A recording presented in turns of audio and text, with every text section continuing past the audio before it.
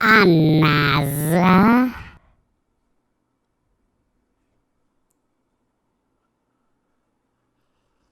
a NASA perdeu as fitas originais do pouso do homem na Lua em 1969 com a Apollo 11. Partiu deitar os cabelos, nos conspira. Eu vou explicar. Se inscreve aí no canal para te bater os 100 mil inscritos. Em primeiro lugar, isso não é novo. Você tem várias vezes isso acontecendo ao longo do tempo de vida da internet. É inacreditável. Passam 5, 6, às vezes 10 anos e o negócio repete. E é um monte de Zé Goiabão fazendo goiabada no YouTube, na internet, em tudo quanto é canto, propagando conspiração. A pergunta é: a NASA perdeu a fita original da primeira caminhada do homem na Lua. Isso é verdade? Sim, perdeu. Porém, entretanto, contudo, todavia, é o seguinte: o que é esse original? A gente tem que se lembrar que em 1969, aquela época ali, década de 60 ali no final, 70, 80, até 90 também, o que a gente tinha como tecnologia para guardar dados? Antes da existência dos CDs, pendrives, Google Drive hoje em dia, cloud computing, essas coisas todas. A gente tinha o quê? Fita cassete. As fitas ditas cujas originais que tinham dados, inclusive vídeos, as imagens da caminhada do primeiro homem na Lua, foram perdidas, sim. Realmente foram perdidas. A NASA procurou por vários locais, fez uma intensa pesquisa, mas estudou pra cacete, com inquérito, com não sei o que, com um monte de troço, pra poder tentar entender o que aconteceu com essas fitas originais. A conclusão mais provável, o cenário mais provável do que aconteceu, foi simplesmente que os administradores do programa, os caras que estavam tomando conta disso, simplesmente decidiram apagar e regravar. Ou seja, utilizar as fitas para outros fins. Mas é agora que os conspiracionistas vão chorar. Os dados, imagem, vídeo, essa coisa toda da missão da Apollo 11, eles eram enviados da espaçonave para 3 estações de terra que a gente tinha aqui. Uma ficava na Califórnia e 2 na Austrália. Então, todas essas informações, imagens e vídeos, etc., eram retransmitidos para o Space Flight Center em Houston. Essas estações também gravaram todos os dados e, inclusive, uma das fitas era exatamente o vídeo. O vídeo tinha 10 frames por segundo e isso impossibilitava, pelos padrões da época para televisão, impossibilitava que fosse feito um broadcast direto. Então, eles pegavam isso, convertia, enviavam para um satélite que então retransmitia novamente para todas as televisões, todas as mídias poderem retransmitir mais uma vez para todo mundo ver. Bom, eu não sei quantos de vocês acompanharam essa época da fita cassete. Eu era pequenininho, mas eu lembro das fitas cassete. E uma prática comum era simplesmente você pegar e regravar. Você apagava o que estava gravado e fazia outras coisas com a fita cassete, certo? Esse é o cenário provável que aconteceu com as fitas originais. E qual é a ideia do original? Qual é o problema que a conspiração usa para poder ganhar dinheiro fazendo view no YouTube? É essa a deturpação que eles fazem. A fita original é no sentido de a primeira fita que recebeu a gravação direta e foi gravado ali. Só que não era só isso. Você tinha essa primeira fita, você tinha o backup, você tinha retransmissão, você tinha um monte de canais de televisão que simplesmente resolveram gravar. Então, tipo, dane-se a fita original. Não importa. Ninguém perdeu dado nenhum.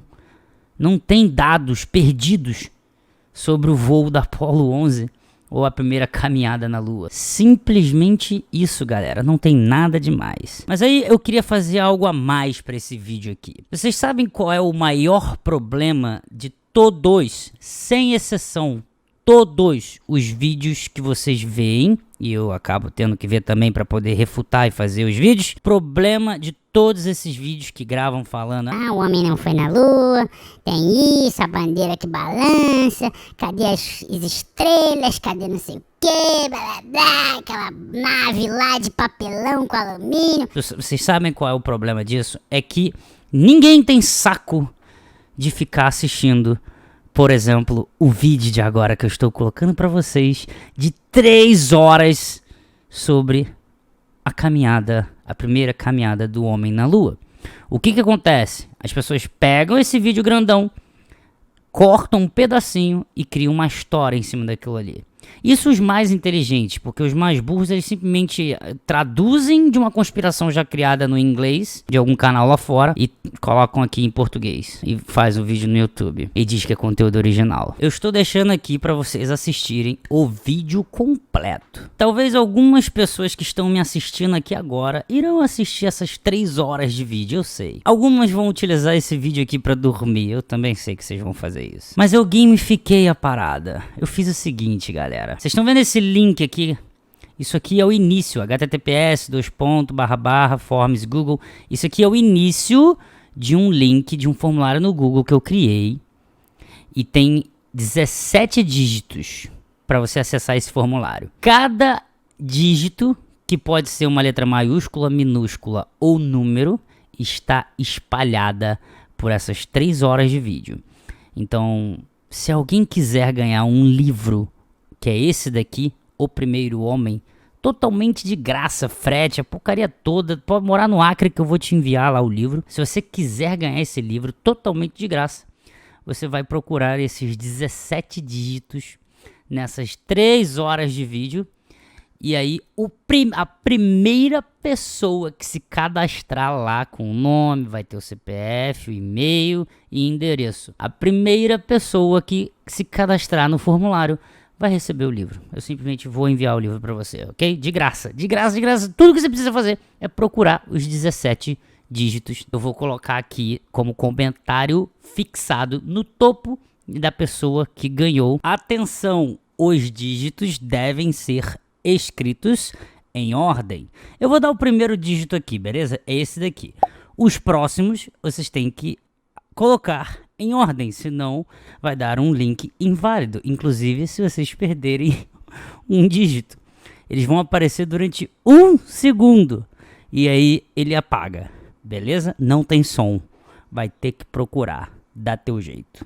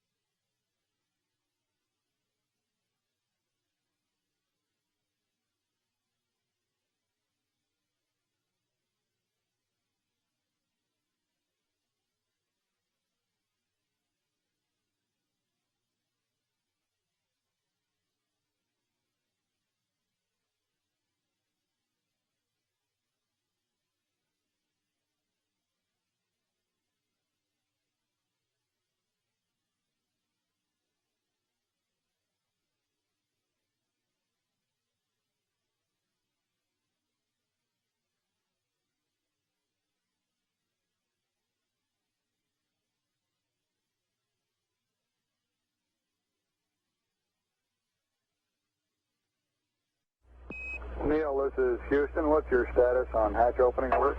Houston, what's your... everything is go here. We're just waiting for the cabin pressure to bleed to low enough pressure to open the hatch. It's about 0.1 on our gauge now.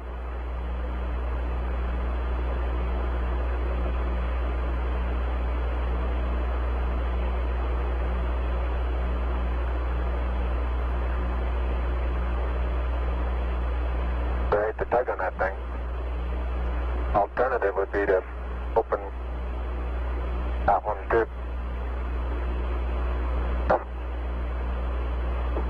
Neil, this is Houston, over.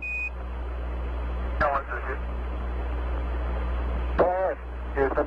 Roger, we're showing a relatively static pressure on your cabin. Do you think you can open the hatch at this pressure, about 0.12 psi? We're going to try it. Roger.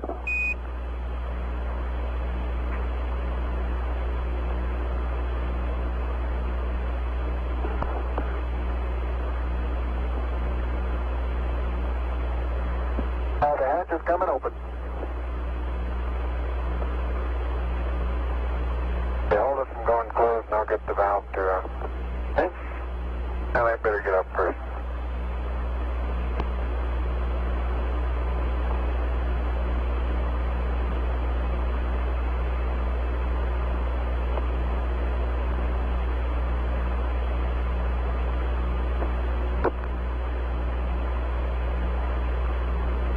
Hatch reported coming open at 109 hours, 8 minutes, 5 seconds. Okay, valve throttle. Okay.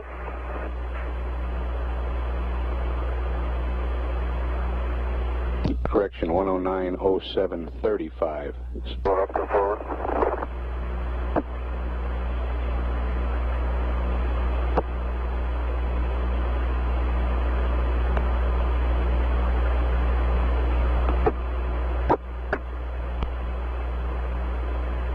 Your window cleared yet? The water window cleared yet? It was, yeah. Mine hasn't cleared yet.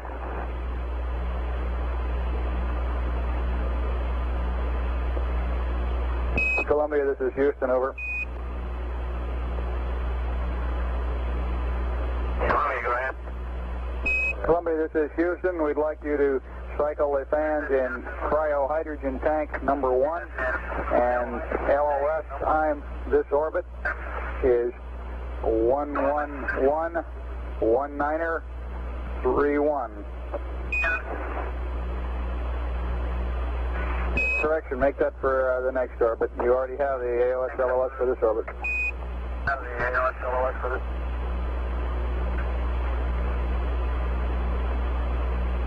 Roger on time, and you want to cycle the fan and cryo hydrogen tank 1. Roger out.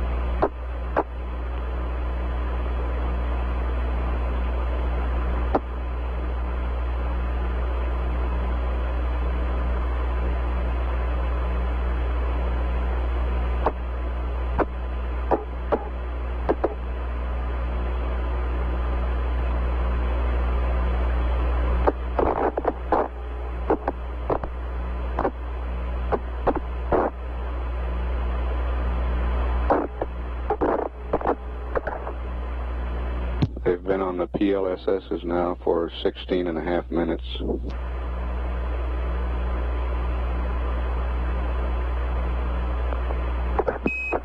Columbia, this is Houston. We show you nearing high gain antenna scan limit. When you lose lock on us, we request Omni Delta. Omni Delta when you lose lock, over. Delta. Delta when you lose. Roger, Omni Delta.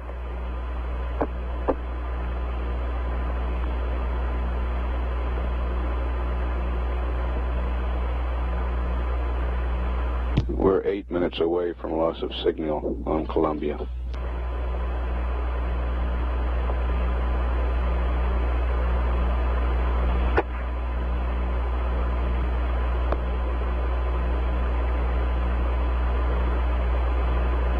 Okay, my wind is cleared. I'm going to go to... I might cooling up a little bit. Okay, my wind is clear.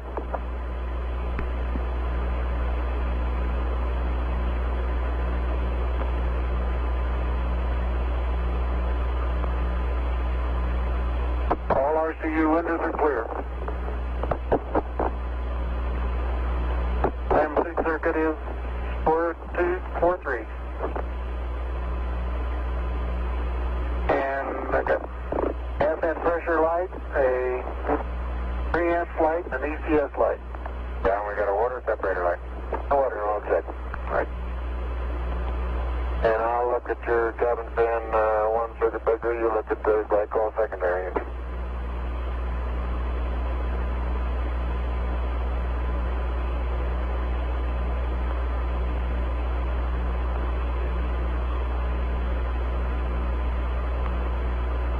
Neil Armstrong, suit pressure 4 point. It's cooling now. Me too.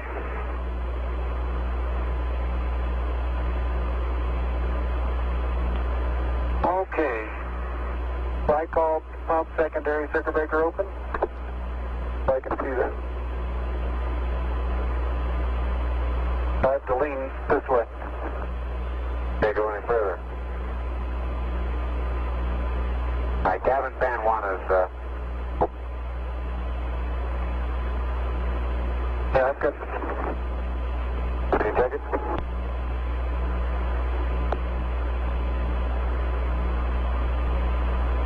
It's open.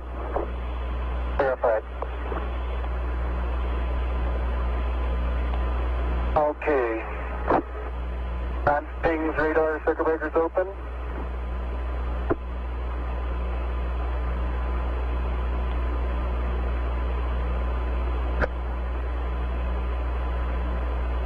Head on at it, I'll get it. Okay, let's get your antenna.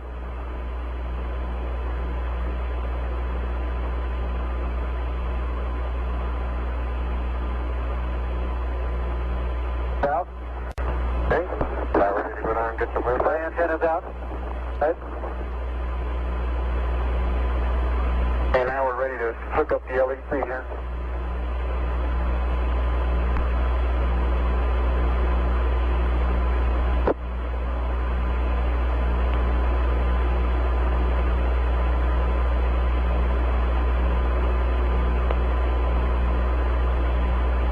Alright, that should go down. They would not twist now. Put the bag up this way. That's even. There you hooked up to it. Okay, now we need to hook this. Yeah, move that up there. See? Okay, your visor. Yep.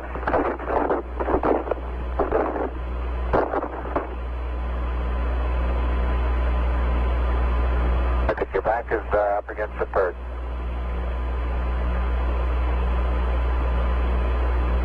Right now it's on top of the biscuit. Forward and up. Now you're clear. A little bit toward me. Stay down. Your left a little bit. Plenty of room. Get you lined up nicely. Toward me a little bit. Down. Okay, now you're clear. You're catching the first hinge off I move. Here, roll to the left. Okay, now you're clear. Lined up on the platform. Move your left foot to the right a little bit. Okay, that's good. Roll left. Good.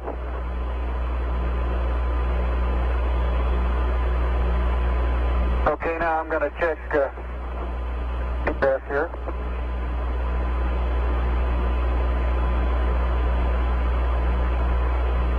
Okay, you're not quite squared away. Roll to the right a little. Now you're even. Yeah, that's okay. That's good. Got plenty of room to your left. It's a little close on the back. How am I doing? You're doing fine.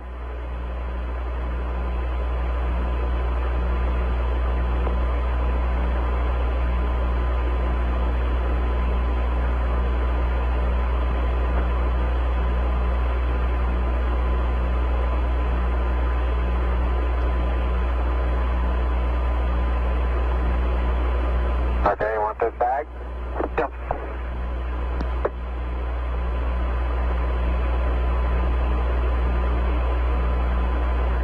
Got it.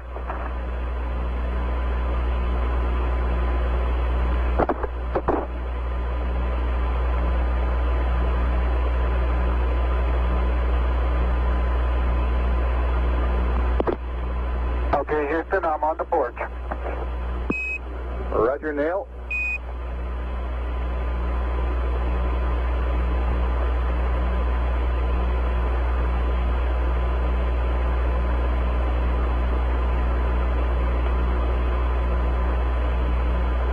Okay, stand by, Neil. Columbia, Columbia, this is Houston, 1 minute 30 seconds to LOS, all systems go, over. Hold a minute, Neil. Okay. Get a little slack.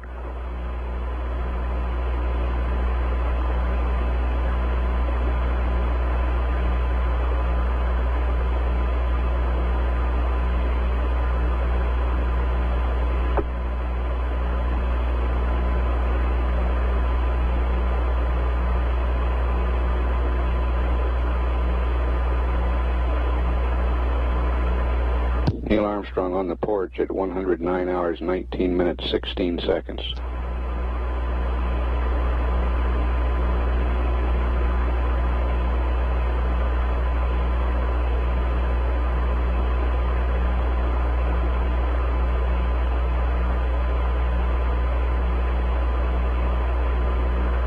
You need more slack, Buzz? No, hold it just a minute. Okay.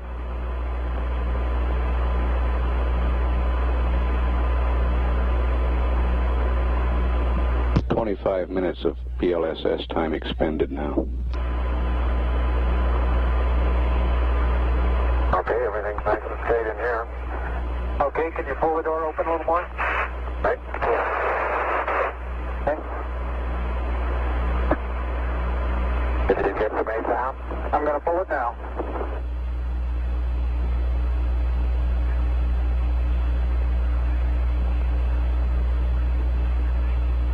Houston, the Mesa came down, all right. Houston, roger, we copy and we're standing by for your TEV.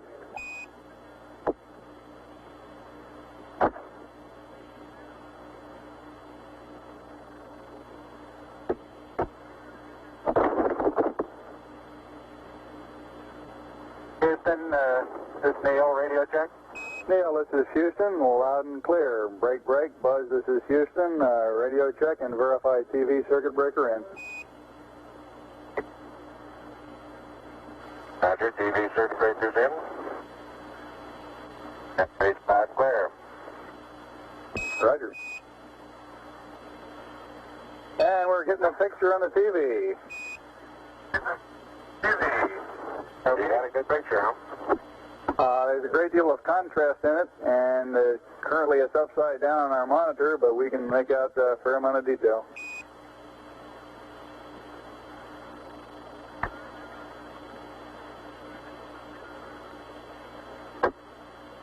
Okay, Okay, would you verify the position the opening I ought to have on the camera? Stand by.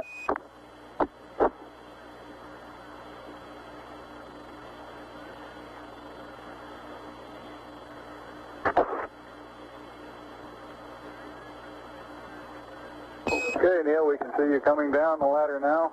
Neil, we can see you coming.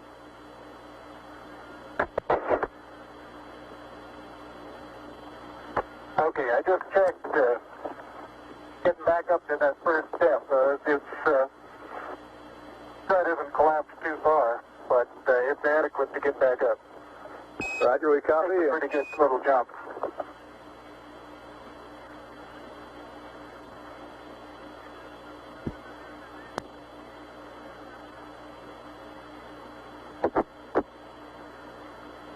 Buzz, this is Houston. F2, 1/160th second for shadow photography on the sequence camera.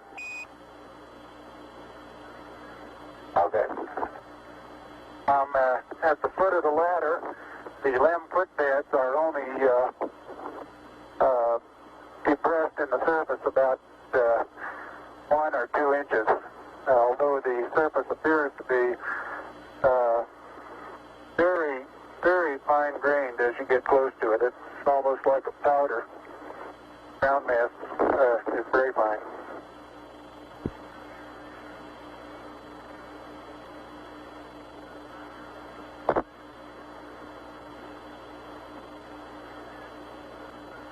I'm going to step off the limb now.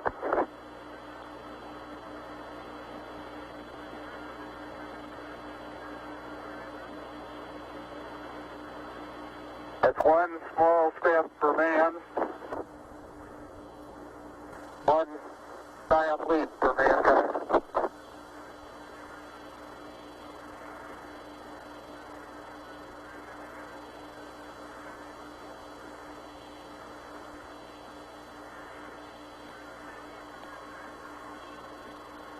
As the surface is fine and powdery, I can pick it up loosely with my toe. It does adhere in fine layers, like powdered charcoal, to the sole and sides of my boot.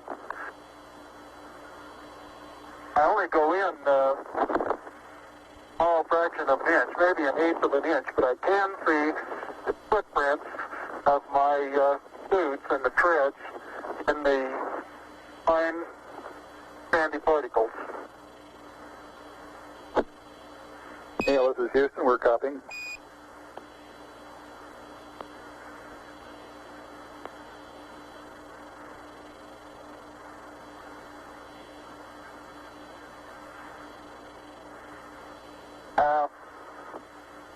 There seems to be no difficulty in moving around as we suspected.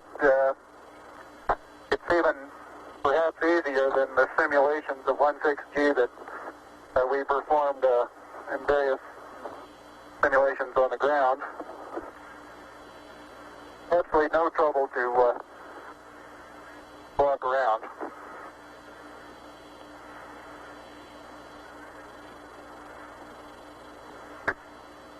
Okay, the descent engine did not leave a crater of any size. It has about 1 foot clearance on the ground. We're essentially on a very level place here.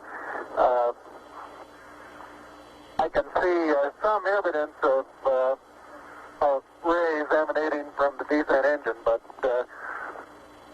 very insignificant amount.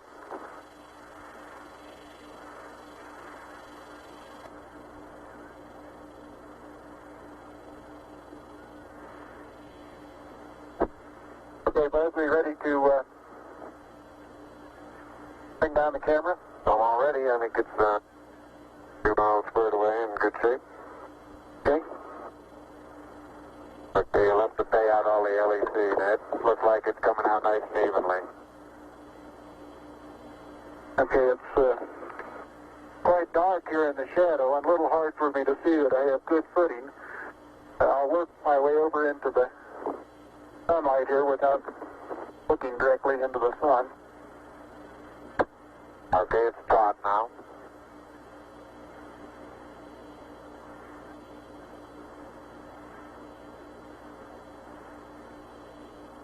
Unofficial time on the first step, 109.2420.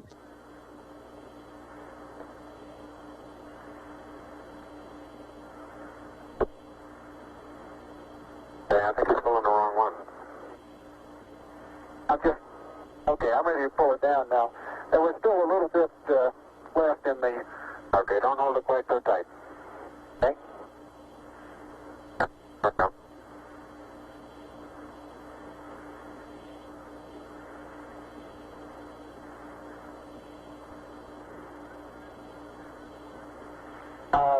Looking up at the limb, I'm standing directly in the shadow now, looking up at Buzz in the windows. And I can see everything quite clearly. The light is sufficiently bright, backlighted into the front of the limb, but everything is very clearly visible.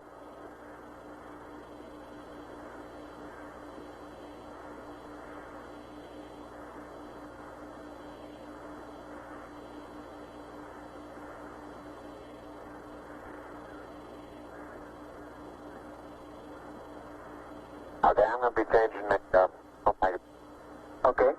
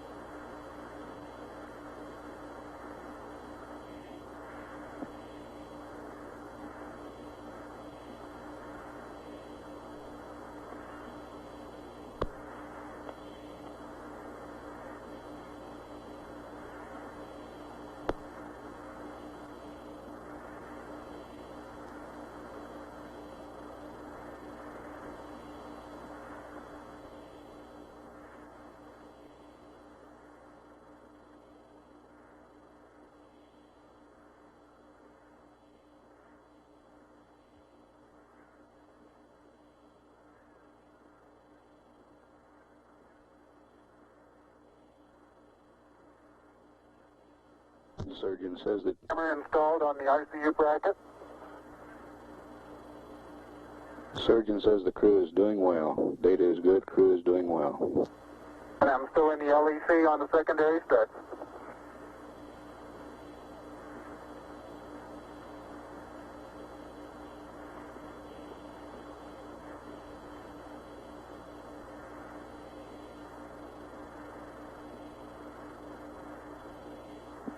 I'll step out and take some of my first pictures here.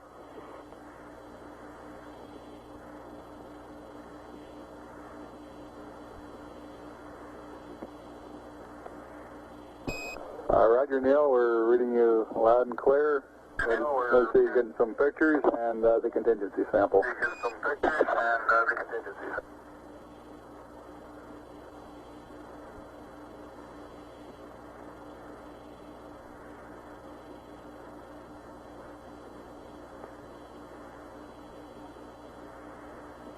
.35 and a half minutes of PLSS time expended now.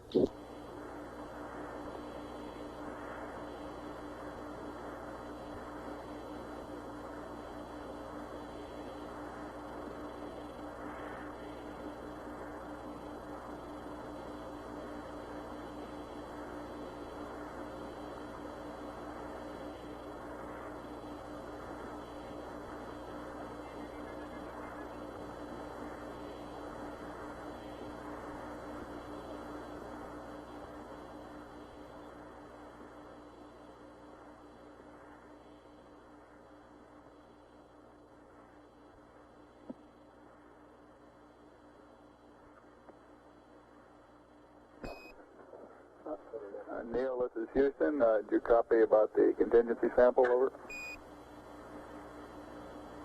All right, you're going to get to that just as soon as I finish these picture series.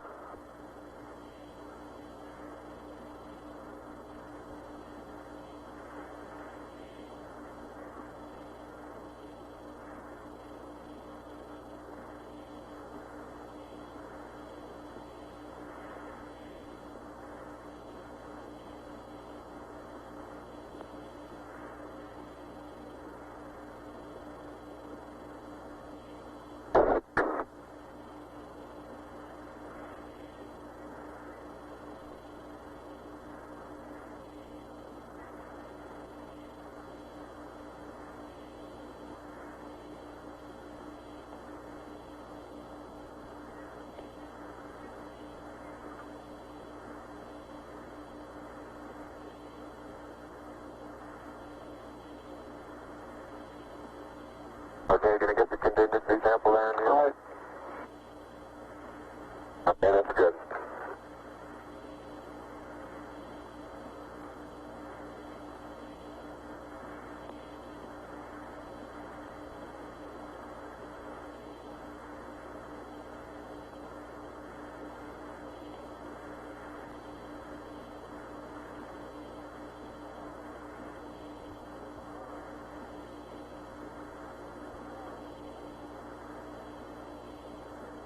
Okay, the contingency sample is down and it's up sample. Like it's a little difficult to dig through the initial crust. Very interesting. It's a very soft surface, but here and there where I plug with the contingency sample collector, I run into very hard surface, but it appears to be very cohesive material of the same sort. I'll try to get a rock in here. Just a couple.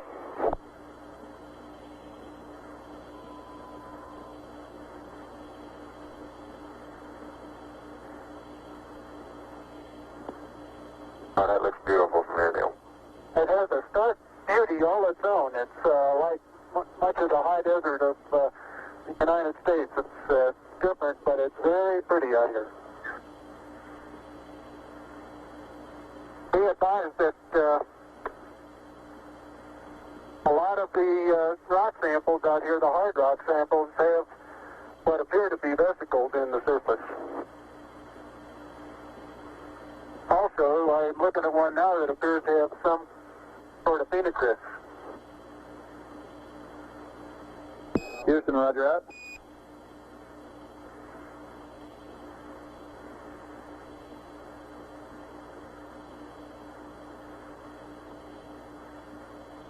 Okay, the handle is off the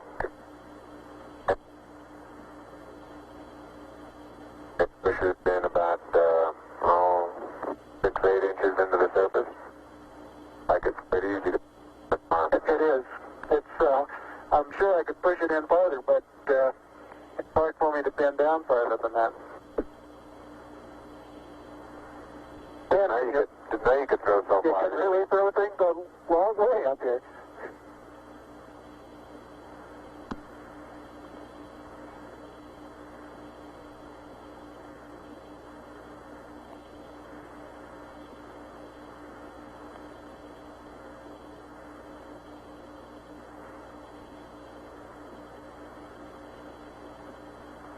Pocket open, both?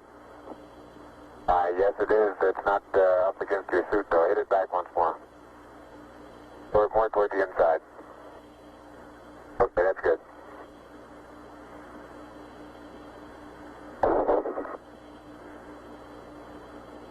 That in the pocket? Yeah, push down. Got it? No, it's not all the way in. Push it. There you go.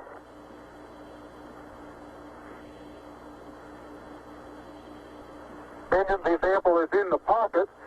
My oxygen is 81%. I have no flags, and I'm in minimum flow. This is Houston, Roger Neil.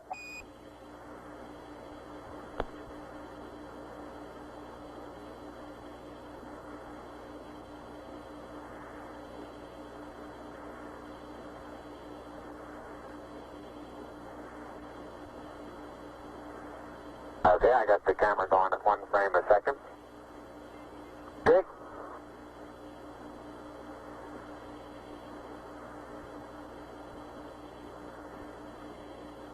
And I've got 80%, no flags. Good.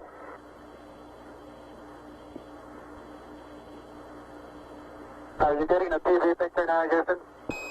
Neil, yes, we are getting a TV picture.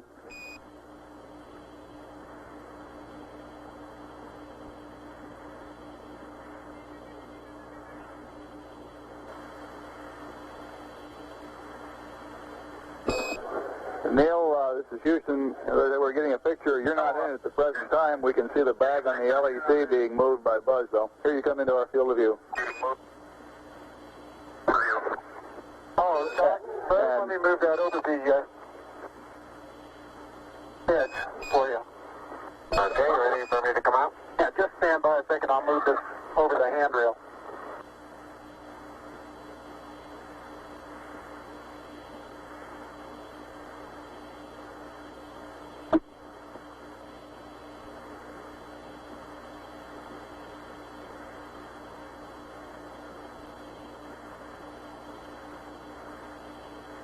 Okay.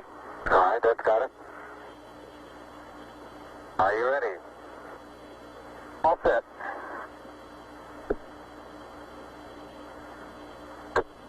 Okay, you saw what difficulties I was having. I'll try to watch your bliss from underneath here.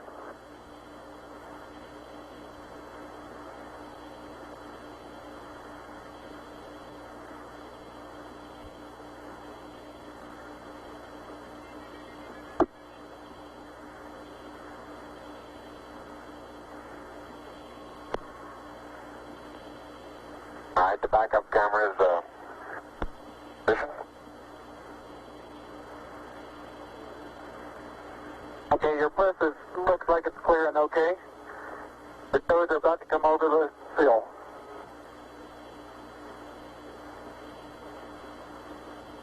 Okay, now drop your bliss down. There you go, you're clear. And laterally you're good. Got an inch clearance on top of your bliss.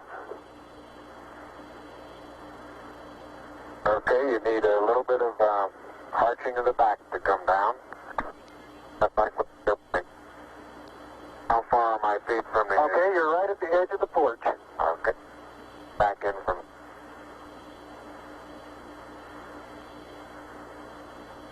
Small little foot movement. Porch. So arching of the back. Moment comes up and clears the... Okay, without any trouble at all. That's good.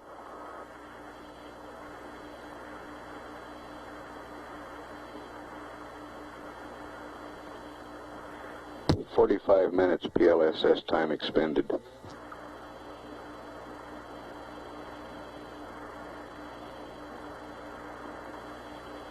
Neil, this is Houston. Based on your camera transfer with the LEC, do you foresee any difficulties in SRC transfer over? Difficulties in SR. Negative. That's the sample return containers, the rock boxes that Capcom... Now I want to back up and partially close the hatch.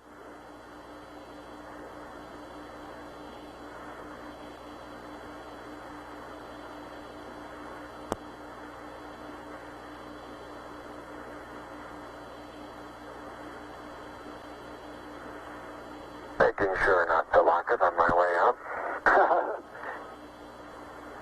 Particularly good thought. That's our home for the next couple hours. We want to take good care of it. Okay, I'm on the top step and I can look down over the RCU and landing gear pad. That's a very simple matter to hop down from one step to the next.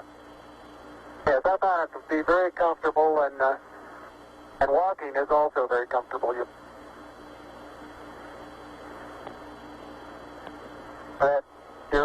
You've got 3 more steps and then a long one.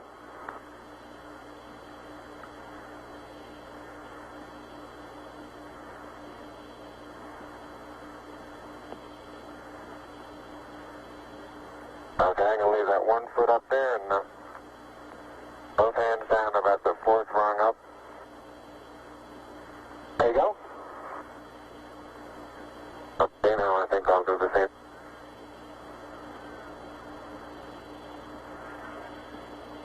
A little more. About another inch. There, you got it? That's a good step. Yep. About a 3-footer.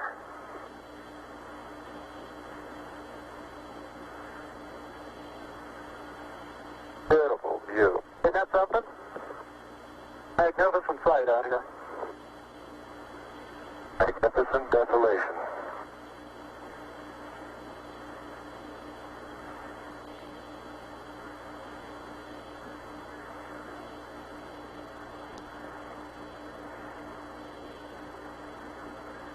Both PLSS is nominal on consumables.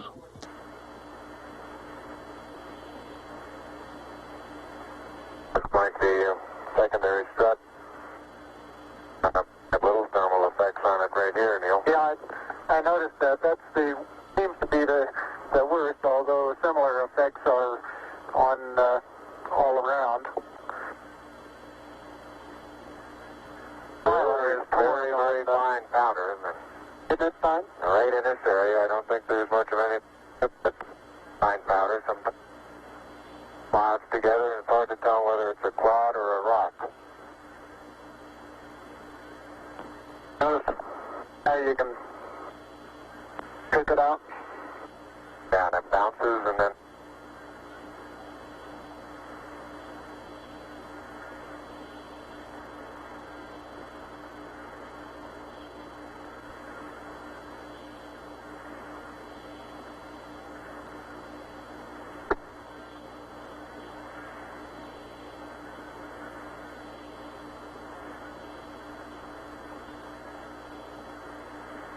Reaching down, really easy. Got my suit 30 at this stage.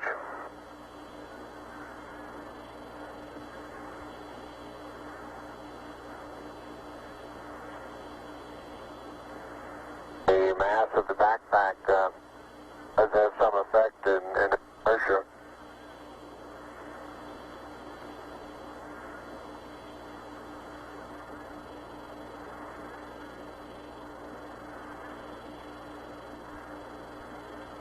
There's a slight tendency I can see now to backwards due to the soft, very soft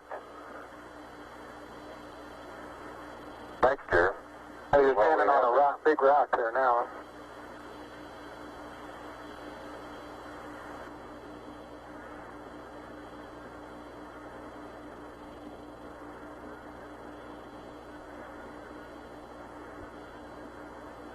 Patch here didn't.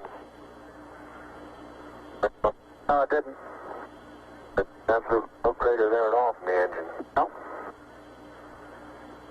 I wonder if that right under the engine is where probe might hit. I like that. Yeah, I think that's a good representation of our sideward velocity at touchdown. That folded the probe. I'll see that probe over on the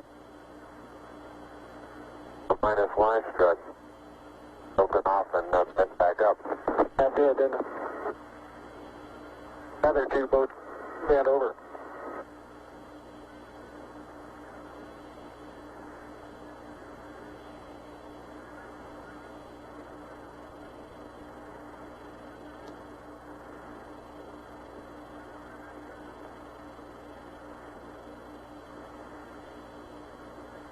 Can't say too much for the visibility right here without the visor up. Pretty dark. It looks like there's a surface of a flat bounded rock.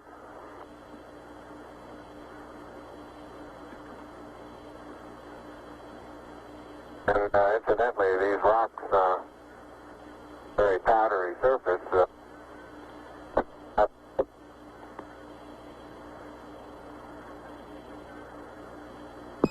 Say, Say again, please, Buzz. You're cutting out.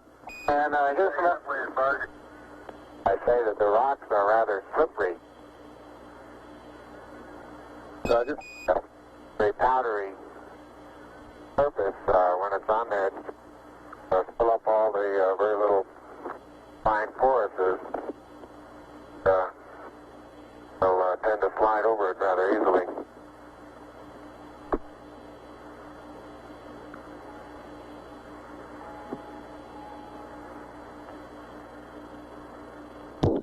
Neil Armstrong getting ready to move the TV camera now out to its panorama position.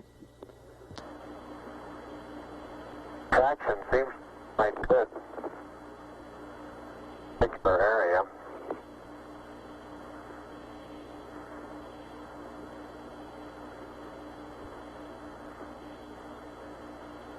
Start to lose my balance in one direction, and recovery is quite natural and very easy.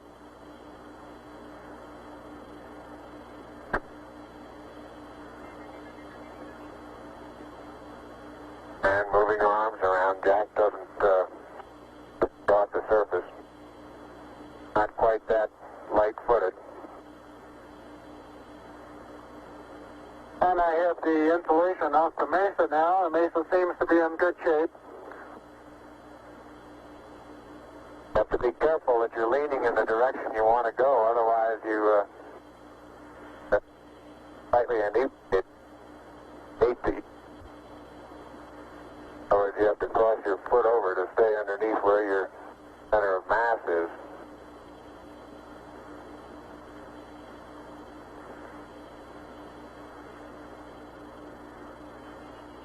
Hey Neil, didn't I say we might see some purple rocks? Find a purple rock? Yep.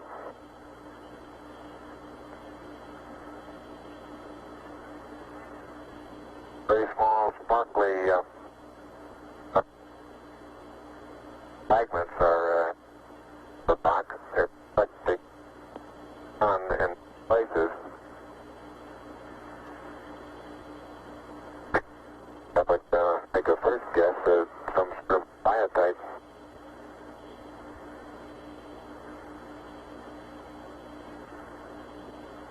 We'll leave that to the further analysis.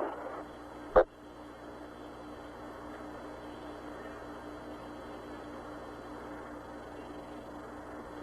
while compact underneath, completely no.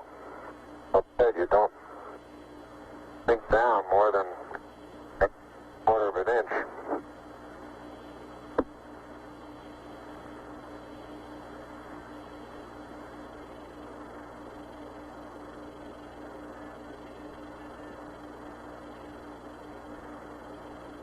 Biotite is a brown mica substance. Okay, Houston, I'm going to change lenses on you. Roger, Neil.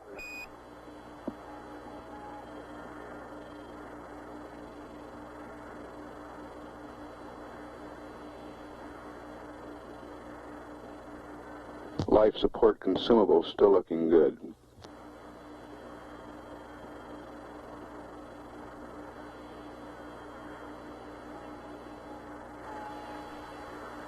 Okay, Houston, tell me if get a new picture. Neil, this is Houston. That's affirmative. We're getting a new picture. You can tell it's a longer focal length lens. And for your information, all LEM systems are go. Over. For your information, all LEM. We appreciate that. Thank you.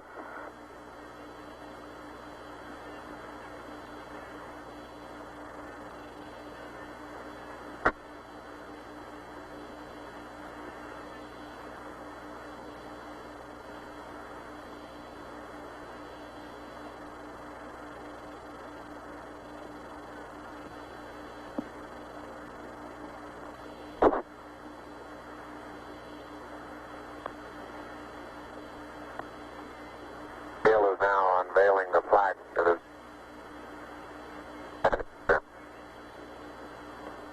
Roger, we got you four-sided, but back to one side. Four-sided.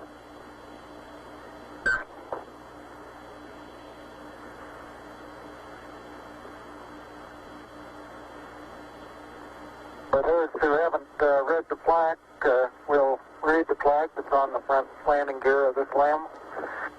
There's two hemispheres, one showing each of the two hemispheres of Earth. Underneath it says, "Dear men from the planet Earth, first set foot upon the moon, July 1969 AD. We came in peace for all mankind." It has the crew members' signatures and the signature of the President of the United States.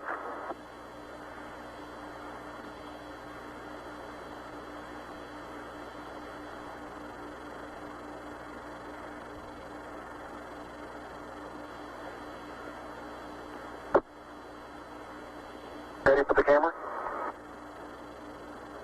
I'll get it. Now you're taking TV on them. Watch the LEC there.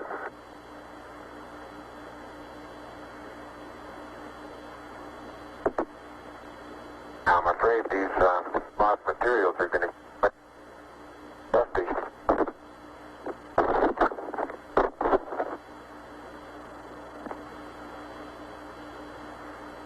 Yeah, surface material powdery.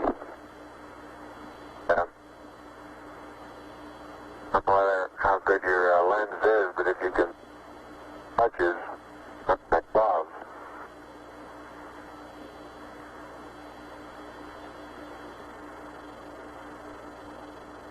Very much like a very finely powdered carbon, but pretty looking. You pull out some of my cable for me, Buzz?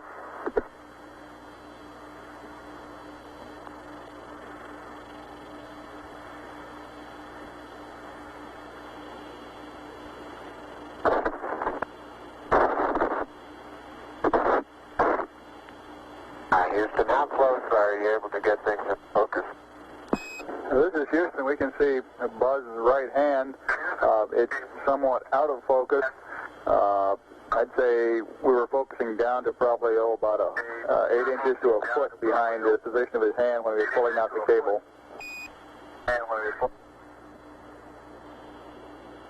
Okay, how's the temperature looking there? Temperature of the camera is showing cold. I'm a little cool, I think I'll take home.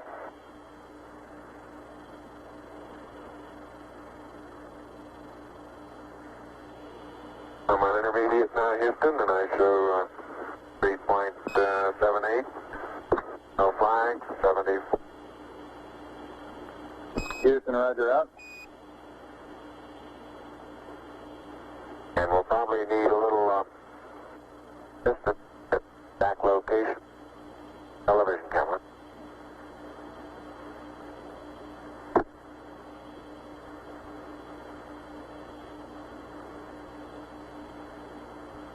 And Neil, look at the minus Y stress. The direction of travel there. Traveling from right to left. Right. So this one over here underneath the methane engine where the probe first hit. Minus my probe first hit. I got plenty of cable. You got plenty more.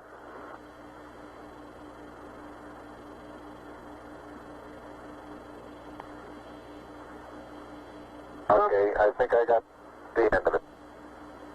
Something interesting in the bottom of this little crater here. Maybe. Keep going. We got a lot more. Okay. Getting a little harder to pull out here.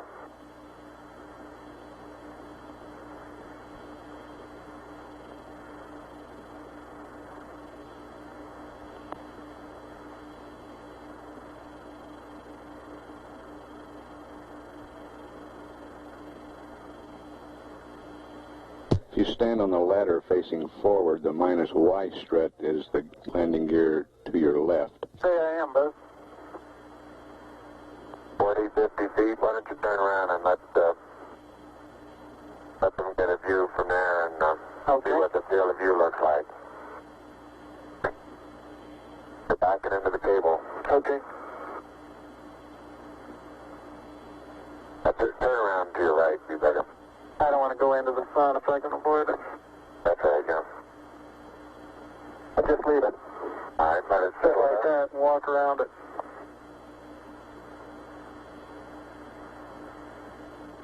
Houston, how's that field of view going to be? Pick up the mesa. Long way? Good.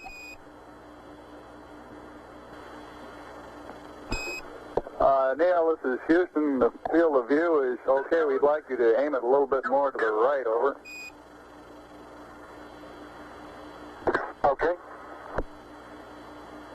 Okay, that's all the cable we have. We're going out. We'll start working on the solar. A little bit too much to the right. Can you bring it back left about 4 or 5 degrees?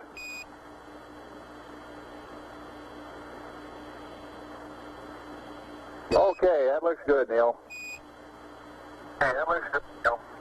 Okay, now, think I ought to be farther away or closer? Can't get too much further away. Let's try it like that for a while.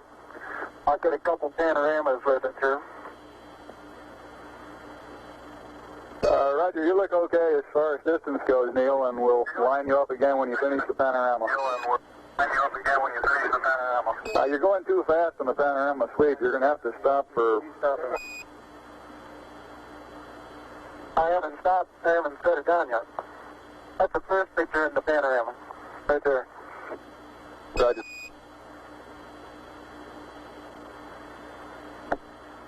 It's taken just about northeast.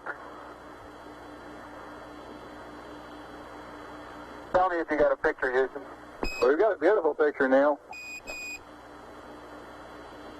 Okay, I'm going to move it.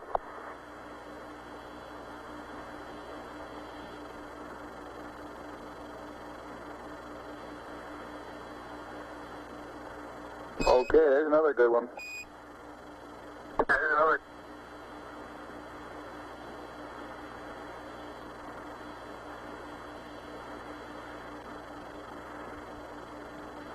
Okay, we've got that one.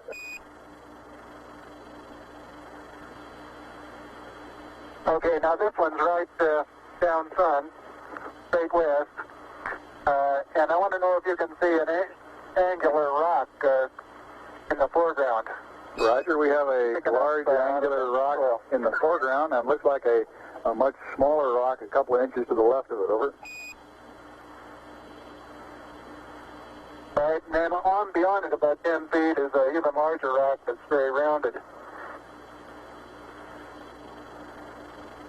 That rock is about, the closest one to you is about sticking out of the sand about 1 foot. It's about 1.5 feet long, and it's about 6 inches thick, but it's standing on edge. Roger.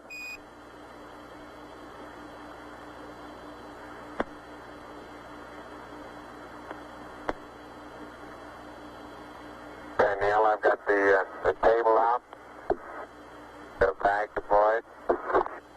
We got this for you, Neil.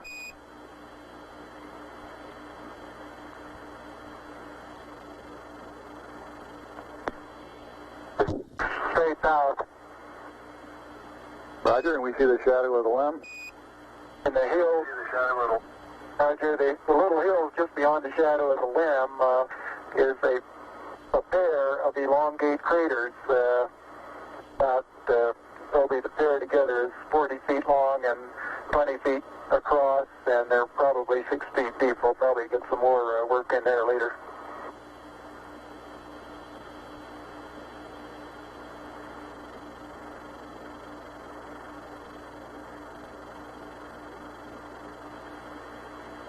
Roger, and we see Buzz going about his work. How's that for a final? For a final orientation, we'd like it to come left about 5 degrees, over.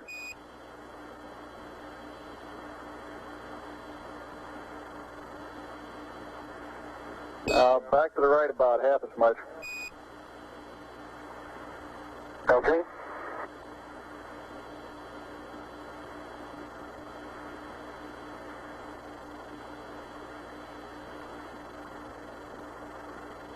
Okay, that looks good there, Neil. Yeah, it looks good. Okay.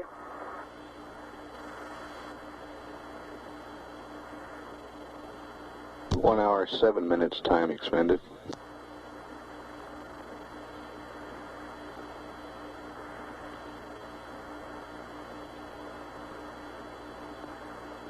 Okay, you can make a mark, Houston.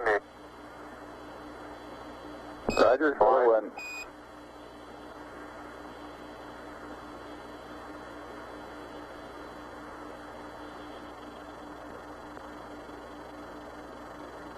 And incidentally, you can use the shadow that the staff makes to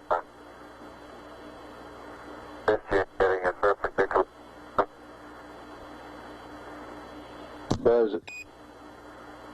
Buzz is erecting the solar wind experiment now.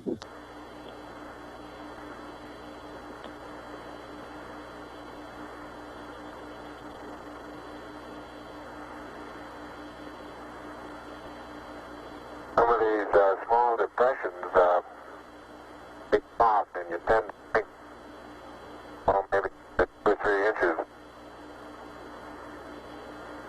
I can suggest exactly what the layer pictures showed when they pushed away a little bit. You can force transmitted through the upper surface of the soil, and about 5 or 6 inches away, it breaks loose and moves as if it were caked on the surface, when in fact it really isn't.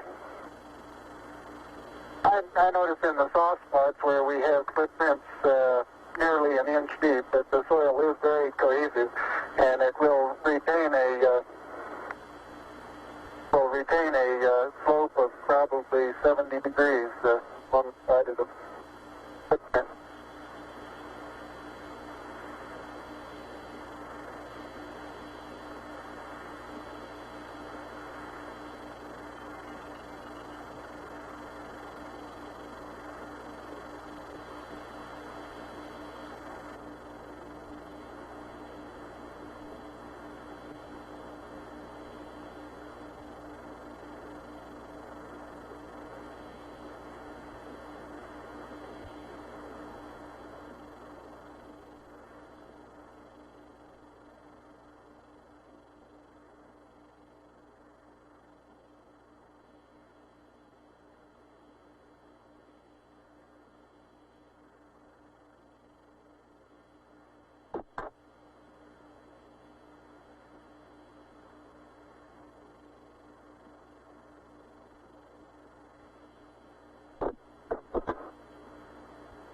All lens systems still looking good.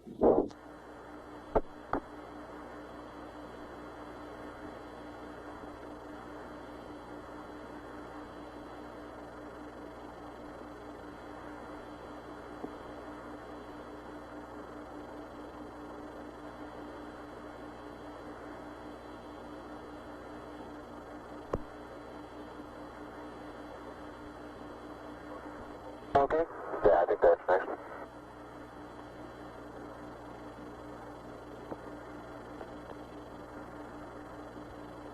Did it come on?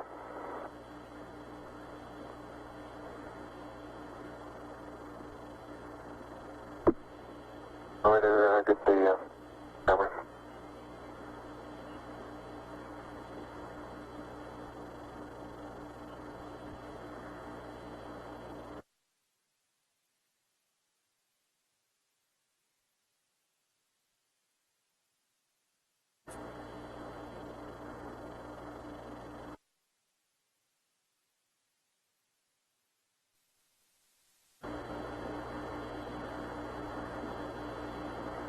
Set up the rocker.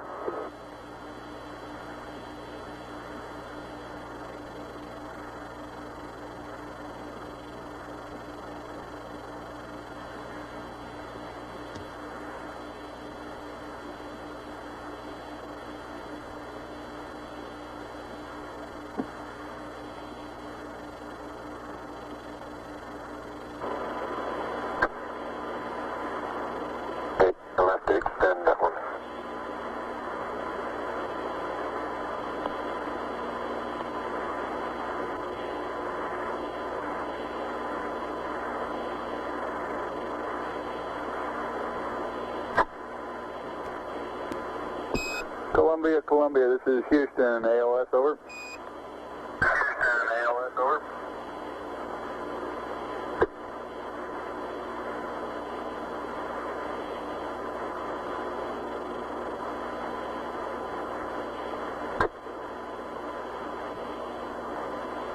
Neil Armstrong's been on the lunar surface now almost 45 minutes. It's bad. I don't remember.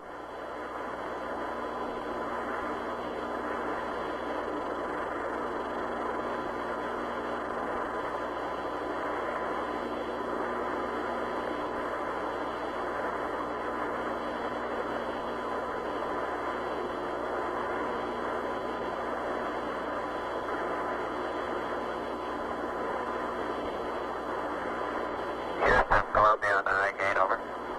Columbia, this is Houston, reading you loud and clear, over. Yeah, this is Houston reading. Yeah, radio loud and clear. How's it going? Roger, the EVA is progressing beautifully. I believe they're setting up the flag now. Great. I guess you're about the only person around that doesn't have TV coverage of the scene. That's all right. I don't mind a bit.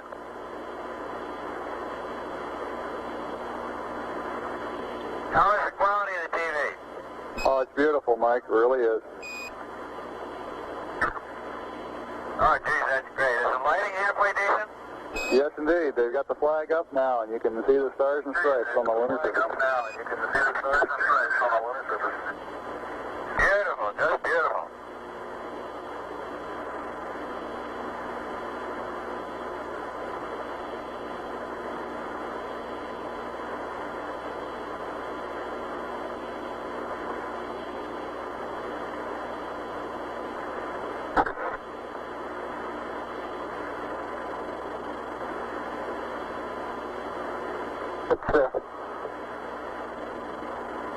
See if you can pull that end off a little bit. Tighten that end up a little.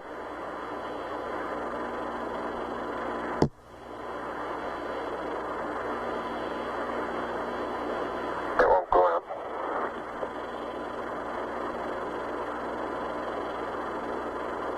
Okay.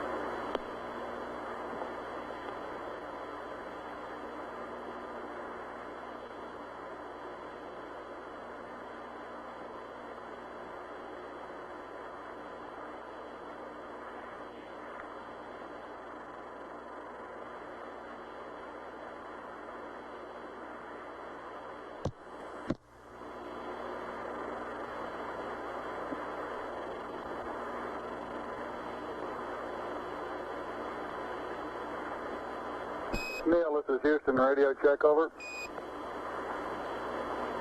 All right, you're Houston, loud and clear. Roger out. Loud and clear, Houston.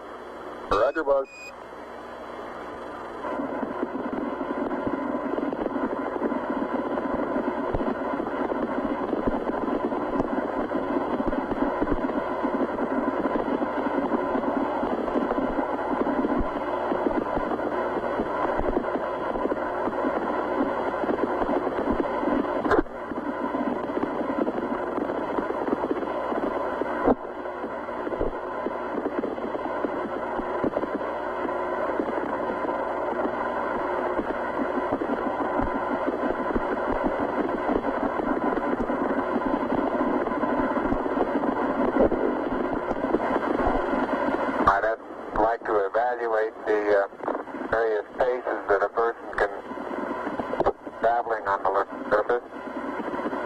believe I'm out of your field of view. Is that right now, Houston?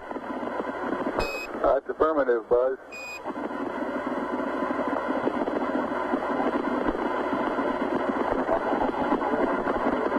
You're in our field of view now. You do have to be. Alright, you do have to be rather careful to keep track of where your center of mass is. Sometimes it takes about 2 or 3 paces to make sure that you've got your feet underneath you.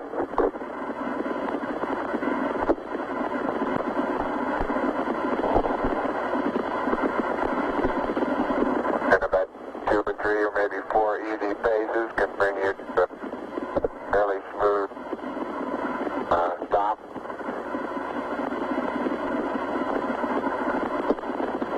Direction.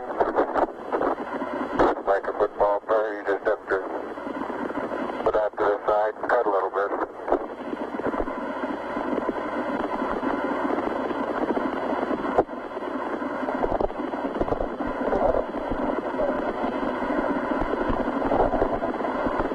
So-called kangaroo hop does work, but it seems though your forward ability is not quite as good as it is in the conventional, more conventional one, but after another.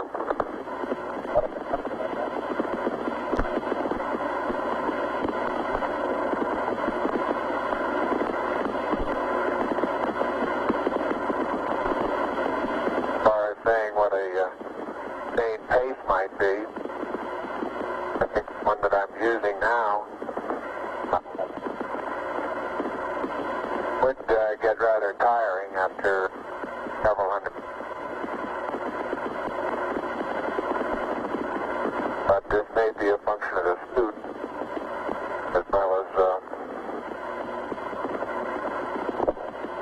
lack of gravity force here.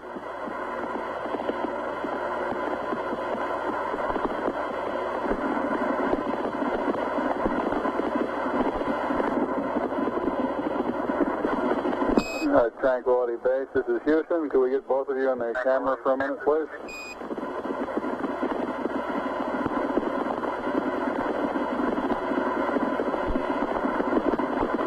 Say again, Houston? Roger, we'd like to get both of you in the field of view of the camera for a minute.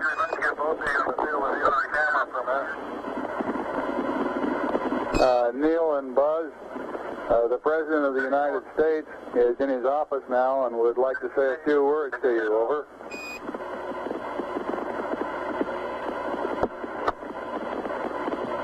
That would be an honor. Go ahead, Mr. President. This is Houston out. Hello, Neil and Buzz. I'm talking to you by telephone from the Oval Room at the White House. And this certainly has to be the most historic telephone call ever made. I just can't tell you how proud we all are of what you do. For every American, this has to be the proudest day of our lives. And for people all over the world, I am sure they too join with Americans in recognizing what an immense feat.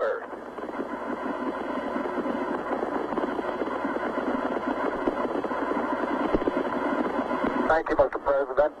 It's a great honor and privilege for us to be here representing not only the United States, but men of peace of all nations, men with interest and a curiosity, and with a vision for the future. Honor for us to be able to participate here today. And thank you very much, and I look forward, all of us look forward to seeing you on the Hornet on Thursday. Look forward to that very much, sir.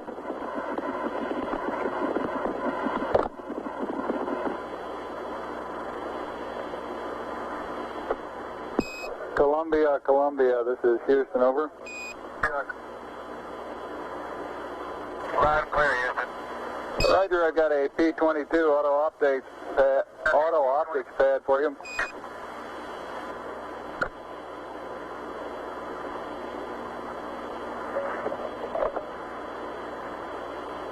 Roger, go ahead.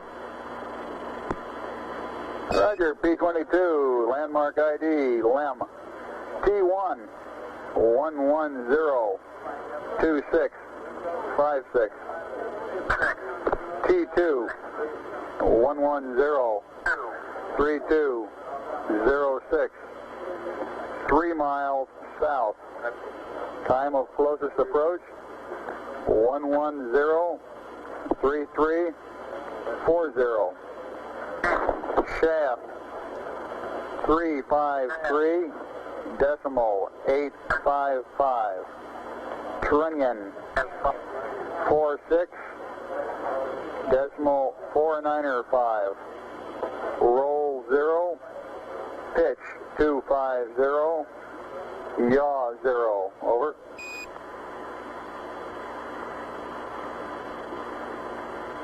Roger, thank you. Read back now required. Roger out.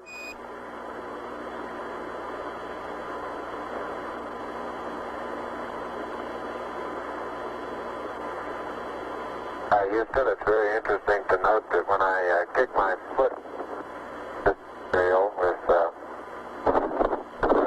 no atmosphere here and it's gravity, they seem to leave, and most of them have about the same angle of departure and velocity. As where I stand, the large portion of them will impact at a certain distance out. There are several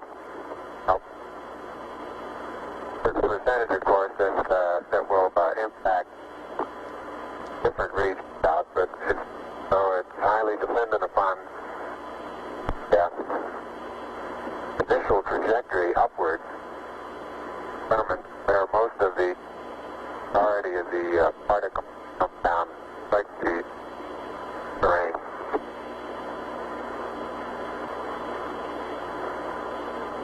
Roger, Buzz, and break, Columbia, this is Houston. When you track out of high gain antenna limits, request Omni Delta. Omni Delta, over. Man. I've noticed several times in going from the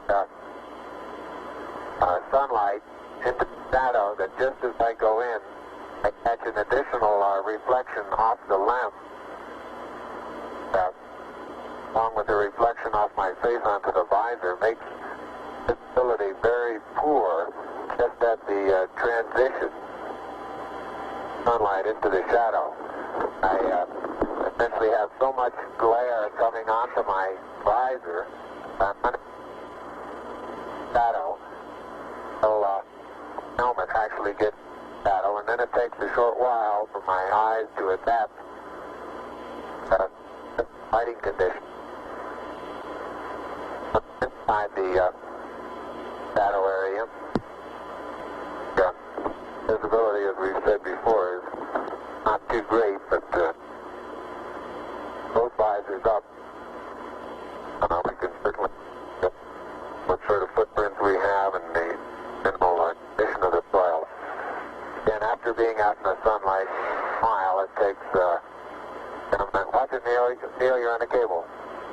Okay. Yeah, link up your right foot. Right foot. It's still, your toe is still hooked in it. Same one? Yeah, it's still hooked in it. A minute. Okay, you're clear now. Thank you. Let's move that over this way. Neil Armstrong has the scoop for the bulk sample collection.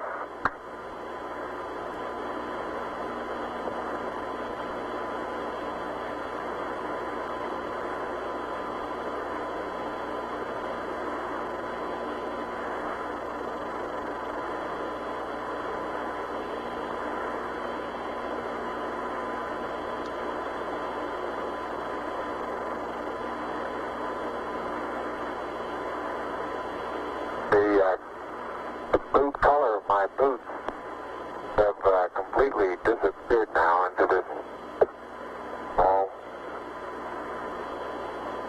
I don't know exactly what color to describe this other than grayish cocoa color. Seems to be covering most of the whiter part of the boot.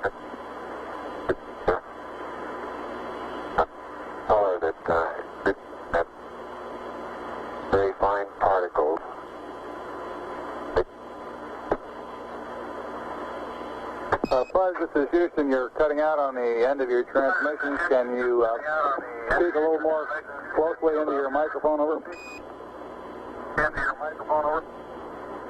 Roger, I'll try that. Beautiful. Now I had that one inside my mouth that time. Sounded a little wet. A little wet.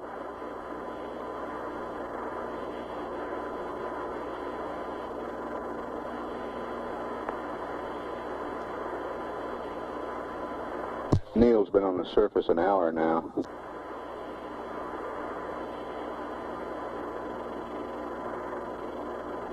Buzz, not quite 20 minutes less than that.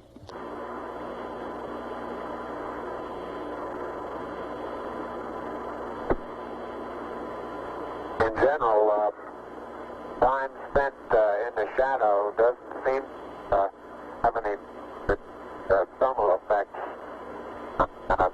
Maybe still inside the suit. There is a difference, of course, in the coming radiation and helmet, so I think there's a tendency to feel a little cooler in the shadow than we have in the sun.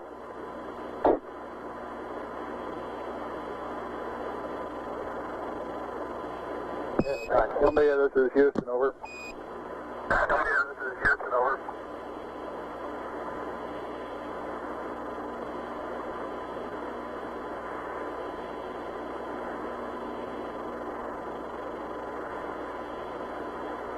One hour and a half expended on the PLSSs now. Columbia, this is Houston, over.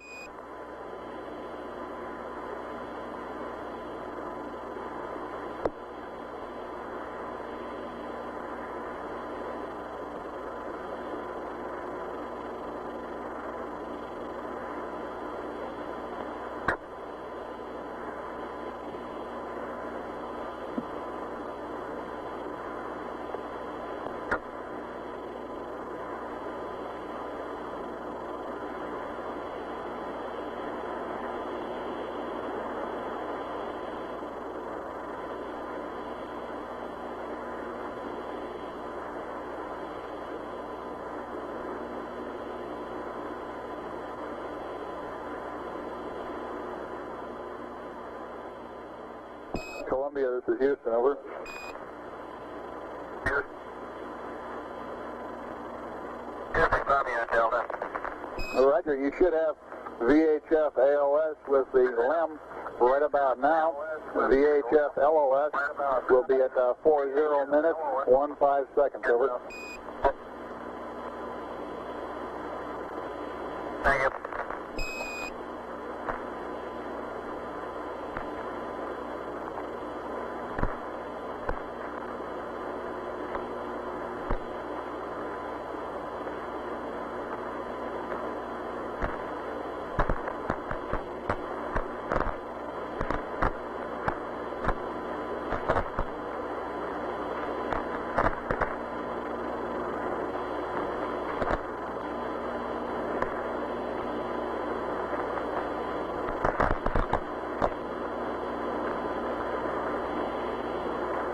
Heart rates on both crewmen averaging between 90 and 100. Flight surgeon reports they're right on the predicted number of the BTU units expended in energy of work. And he thinks they're in great shape. I look around the area, the contrast in general is comes out completely by virtue of the shadows. Almost deep. Looking down sun, zero phase, very light colored gray, light gray colored, like the halo around my own shadow, around the shadow of my helmet.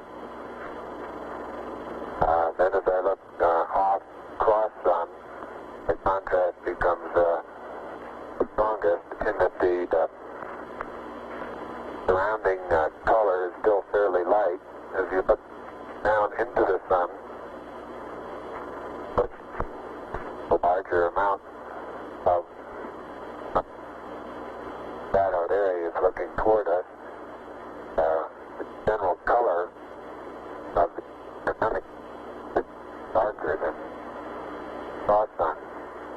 contrast is not as great. Surveying that's the area that we've picked up. Considerably darker in texture now. Has picked up one. I imagine that this has been around by certain impacts that that's a distinct surveyor. The same is true. I survey cross on along the area that we're walking. General is to the fact that there are footprints there. General terrain where I've been up out of this surface trail is generally of a darker contrast, not in color.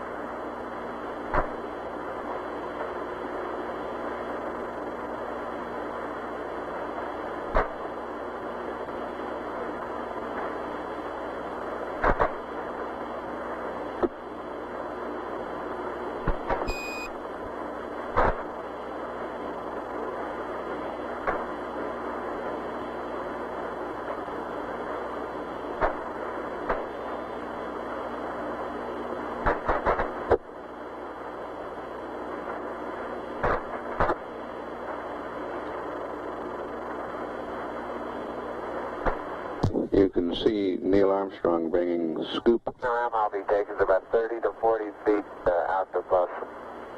But say again, which strut, please, Buzz? So it's the plus V strut. Roger. Right in this area, there are two craters. The one that's right in front of me now, as I look off in about the 11 o'clock position from spacecraft, about 30 to 35 feet across, and several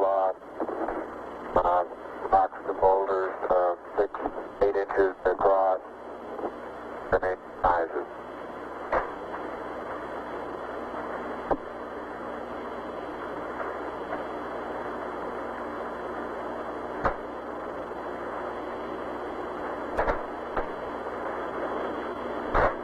Neil is filling the bulk sample bag attached to a scale. You can see him in the picture. Buzz is behind the limb at the minus Z strut.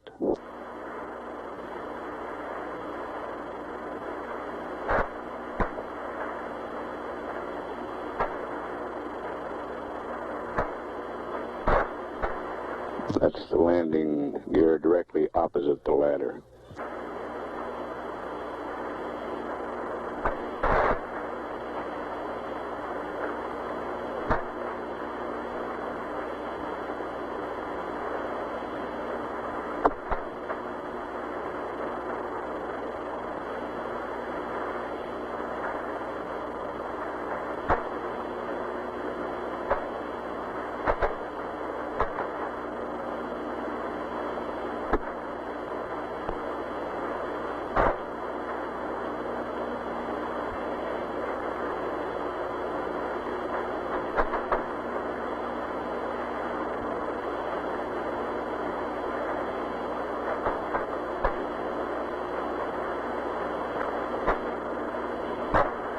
Neil's been on the surface about an hour and 10 minutes now.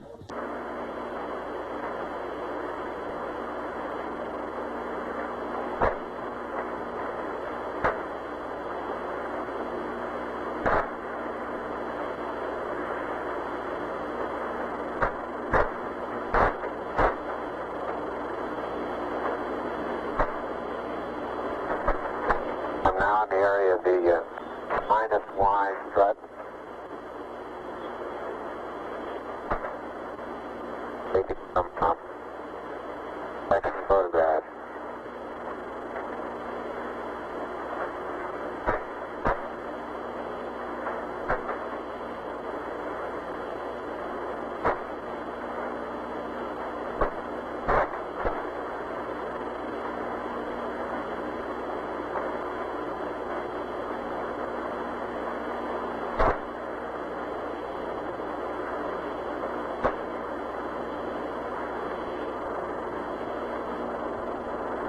Buzz is making his way around the lamb, photographing it from various angles, looking at its condition on all sides.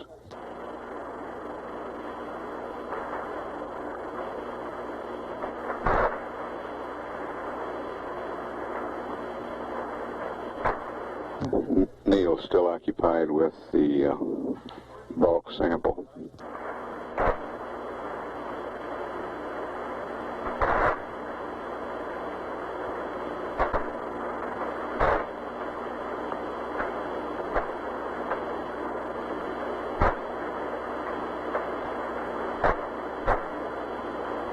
One hour, 40 minutes time expended on the PLSSs now.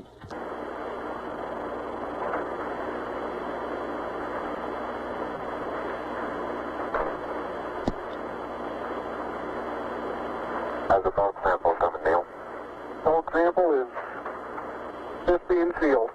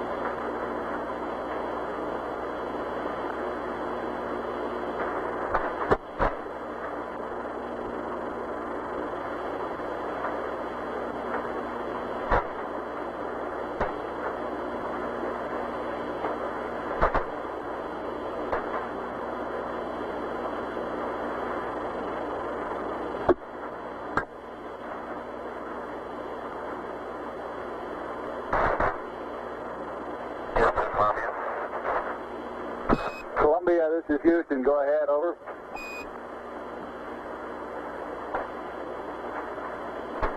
Roger, no marks on the left that time. I did see a suspiciously small white object with coordinates guard.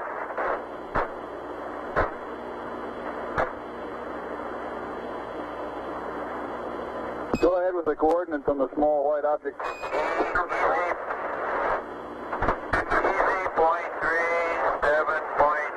But I'm surely him, and it's right on the southwest rim of a crater. I think they would know it if they were in such a location. It looks like their lamp would be pitched up at quite a degree. It's on the southwest wall of a smaller crater. Roger, copy Echo decimal 3 and 7 decimal 6 and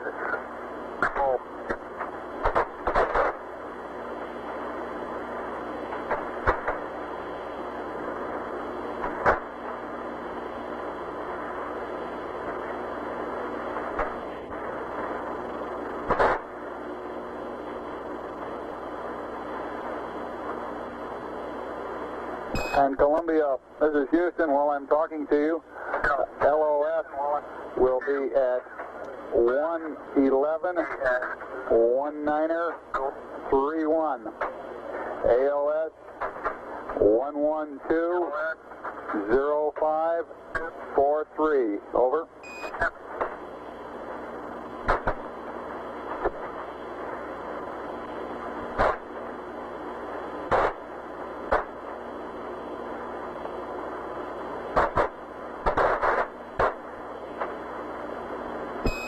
Columbia, this is Houston. Did you copy LOS, AOS times? Over. Copy.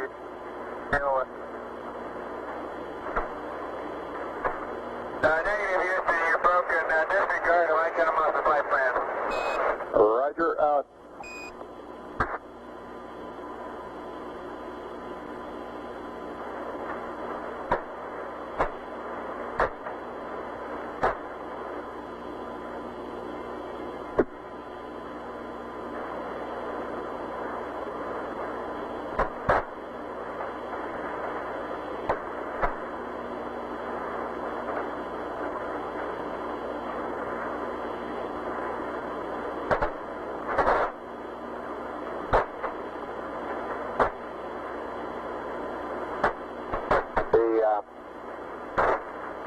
deflector that's mounted on quad 1 seems to be a good bit more wrinkled. Right now on quad 4. You're breaking up again, Buzz. Breaking up again, Buzz. I say the jet deflector that's mounted on quad 4 seems to be, the surface of it seems to be more wrinkled than the one that's on quad 1. Generally, underneath part of the lens seems to have stood up quite well to the pictures in the aft part of the lens. The sun illuminate the thermal effects much better than we could get them up here in the front. Roger out. Want to get some particular photographs of the bulk sample area, Neil? Okay.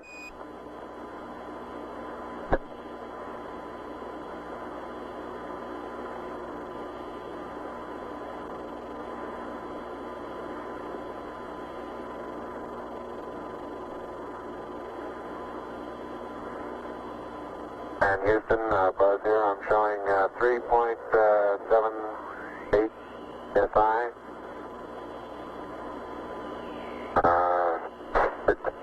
3%, no flags. Adequate. Light warming fingers.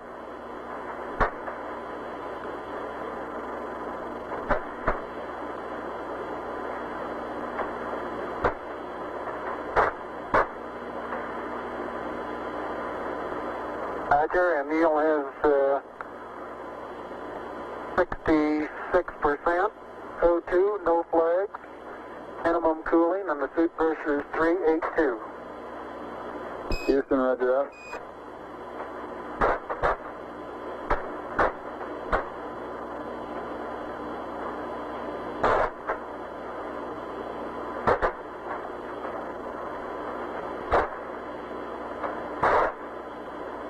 Neil has finished collecting and packing the bulk sample. Buzz, this is Houston. Have you removed the close-up camera from the mesa you had over?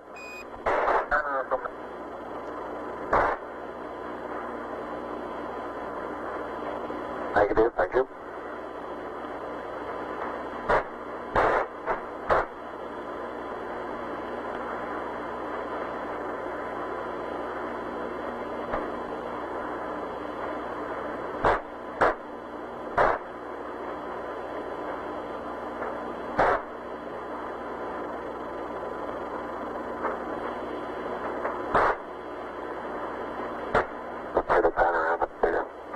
Okay.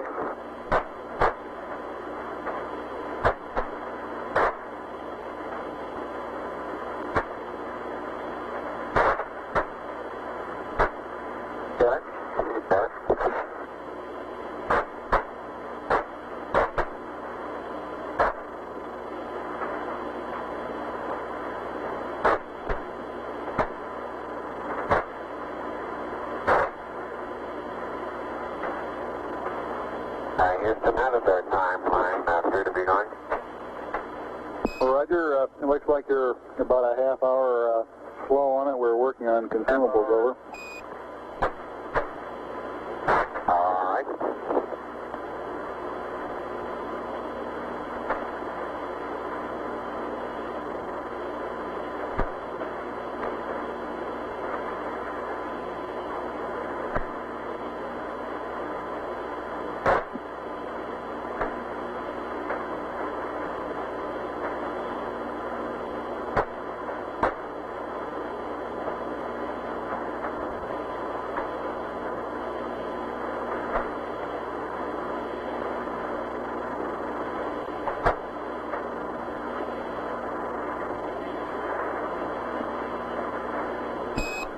Neil and Buzz, this is Houston. To clarify my lab, your consumables are in good shape at this time. The 30-minute reference was with respect to the nominal timeline, over. Roger, I understand that.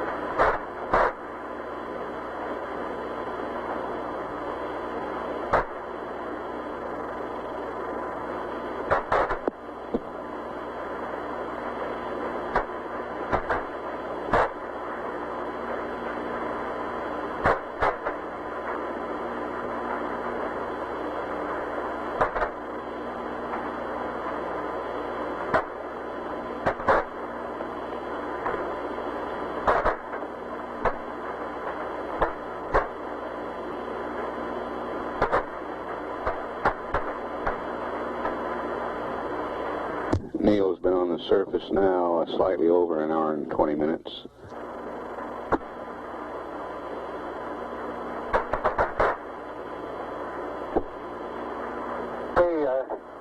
Don't note any abnormalities in the limb. Quads seem to be in good shape. The primary and secondary struts are in good shape. Antennas are all in place. There's no evidence of problem underneath the limb due to either the engine exhaust or drainage of any kind.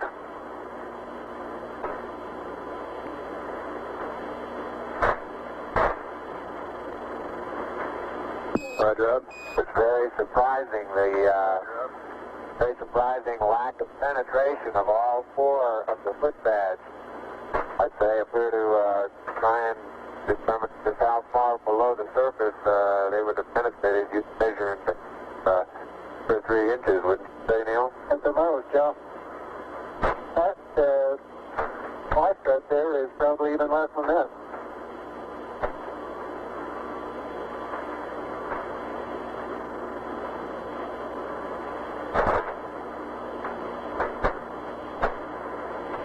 All right, great job.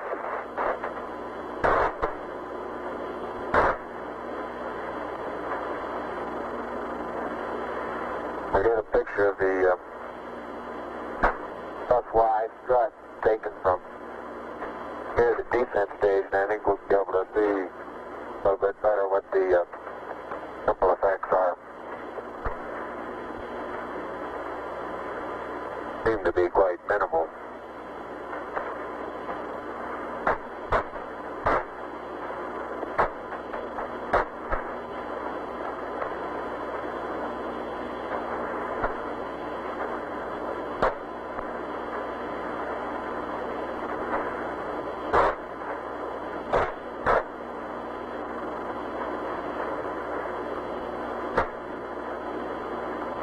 Picture taken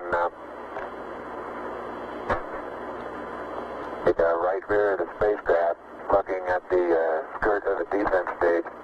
So a slight darkening of the surface color, a rather minimal amount of radiating or etching away or erosion of the surface. And now on descent, both of us remarked that we could see a large amount of very fine dust particles moving out.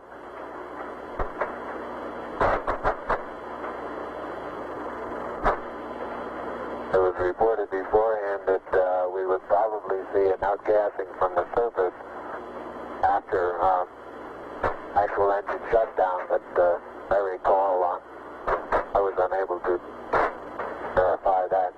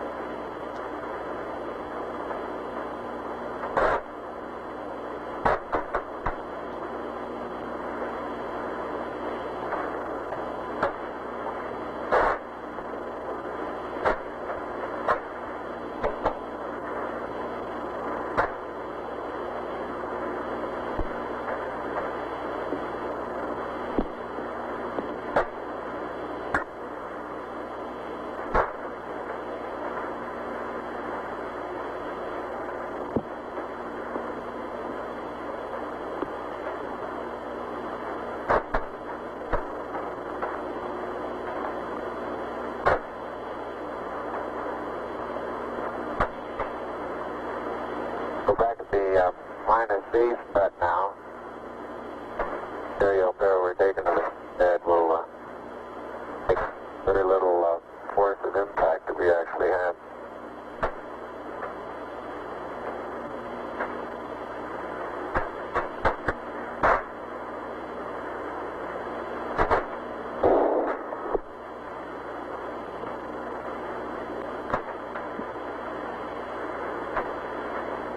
And Neil, if you take the camera, I'll work on the SEQ bay. Okay. Columbia, Columbia, this is Houston. I noticed that Columbia, this is Houston. Go ahead, bud. Try to get some closer pictures of that front.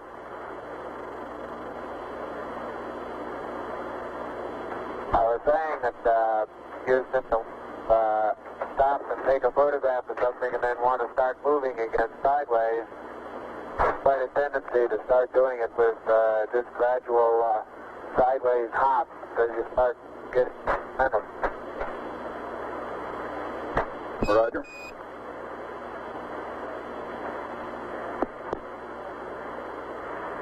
Can you see us underneath the plan over at the SEQ bay, Houston? Yes, indeed, Buzz. We can see your feet sticking out underneath the structure of the LEM descent stage. Okay, I'm just on the other side of the... Now we can see you through the structure of the minus D secondary strut.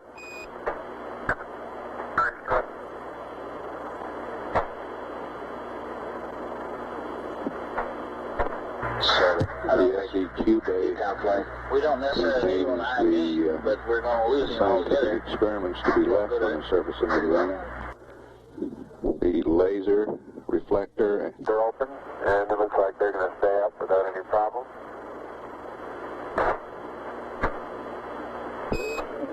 Columbia, Columbia, this is Houston. We're about to lose you on the Omnis. Request high gain antenna. React mode. Pitch 20.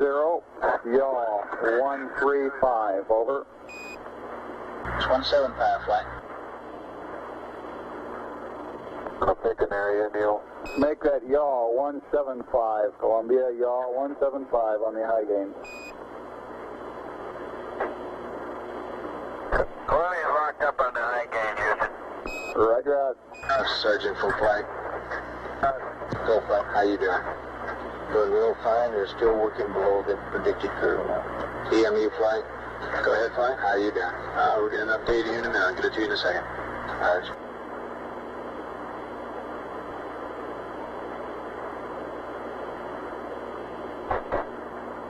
Flight econ. The surgeon says everything looks fine. Go ahead. Once again, our mixing valve has worked very normal. Roger. You might tell Columbia that, Capcom. Stand. Okay.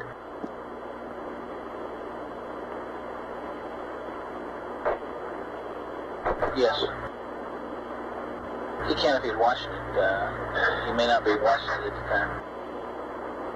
An hour and a half of lunar surface time. The econ says that if Columbia is watching it on board, he can see it. You think you ought to tell him about it anyway? Or? No, disregard. Roger.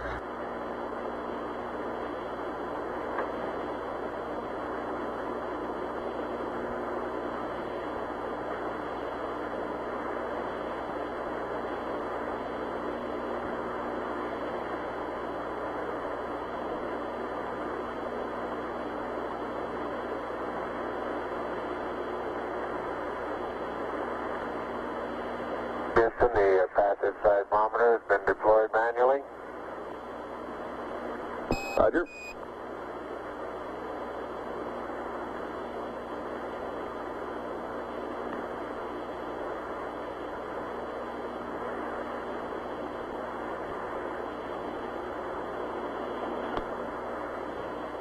They've been on the portable life support systems for 2 hours now.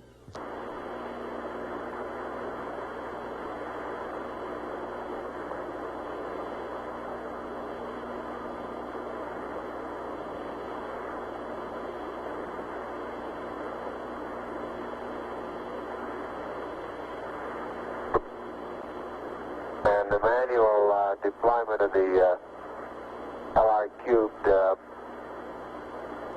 little spring that's at the end of the string pulled off of the pit pin. Now, however, I was able to reach up and get hold of the pit pin and pull it loose. So it'll be deployed manually also. Roger.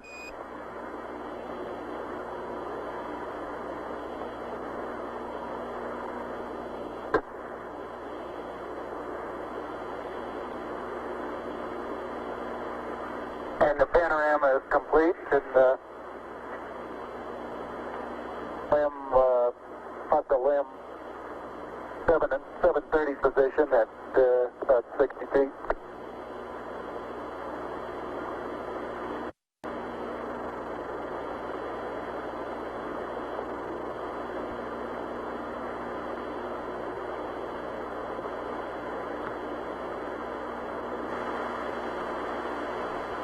That's Neil Armstrong to the left of the screen.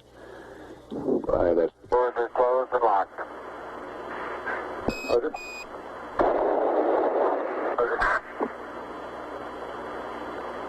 Hey, have you got us a good area picked out? Well, I think right out on that rise out there is probably as good as any. FBL, meet guidance, Muffler Day. Let's probably stay on the high ground there and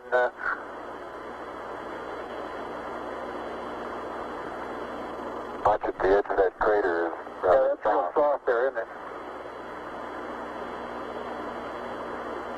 And a couple of close-ups on these quite rounded, large boulders.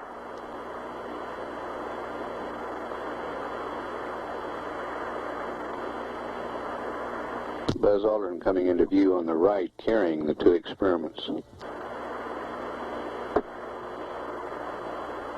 About 40 feet out. I'd say out to the end of that next... Now it's going to be a little difficult to find a good level spot here.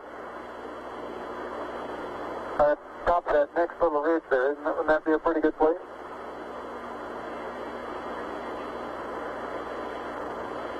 Yeah, how about I put the LR cube right about here? All right.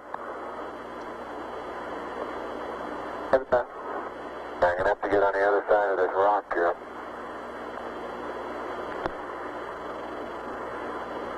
I would go right around that crater to the left there. Isn't that a level spot there? I think this right here is just as level. Okay.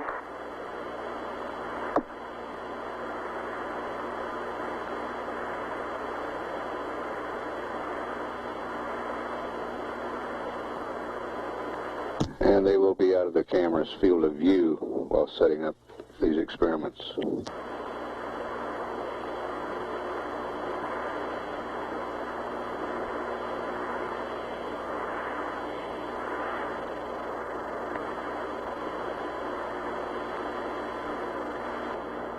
Both boulders look like basalt, and they have probably 2% white minerals in them, white crystals. And the thing that I reported as vesicular before, I don't believe I believe that anymore. I think it's small craters. They look like little impact craters where BB shot has hit the surface.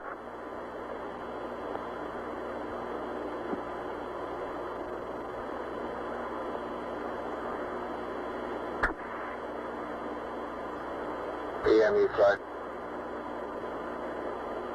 Bad flight? How you doing? Okay, it looks like we recovered a little bit. We've got about 15 minutes, and for the extension, be on the 240. Consumable-wise, how you counting the 240? Where'd you start? The clock up. Are you on the clock up front? Roger. That's the one that was started when he hacked his watch. Depressurize the cabin, Roger. We just keep slipping the activities back and projecting our profiles.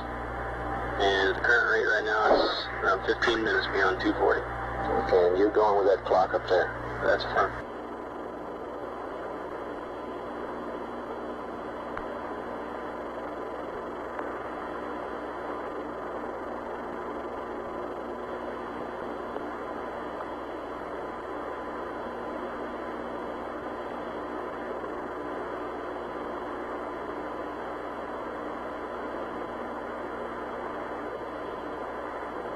FBO, meet guy and smoke it up.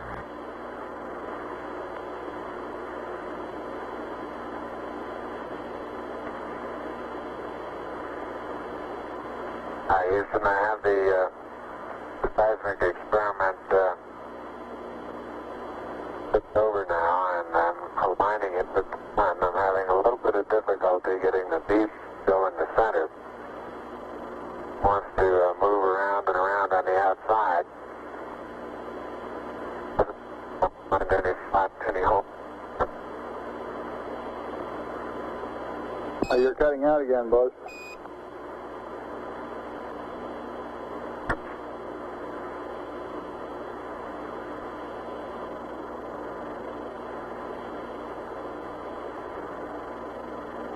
Roger, I say I'm not having too much success in leveling the PSE experiment.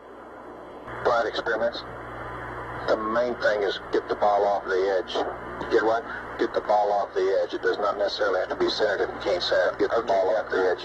Yeah, he said he was having trouble getting it off the outside at all. I thought he said getting out center. I miscopied then.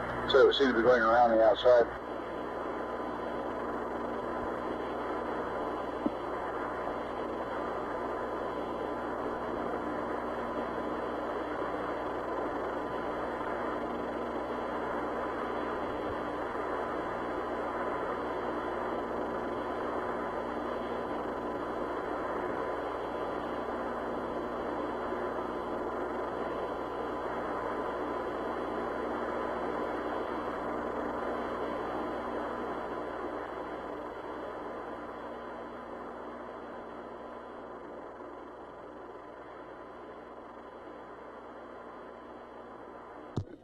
The laser reflector Yeah, you is play you. Is that 15 minutes on water? That's a firm. installed, and the bubble level That was based on the last update we had. appears to be good. Roger. Neil, this is Houston. Roger, out. Hey, you want to take a look at this BB, see what you make out of it?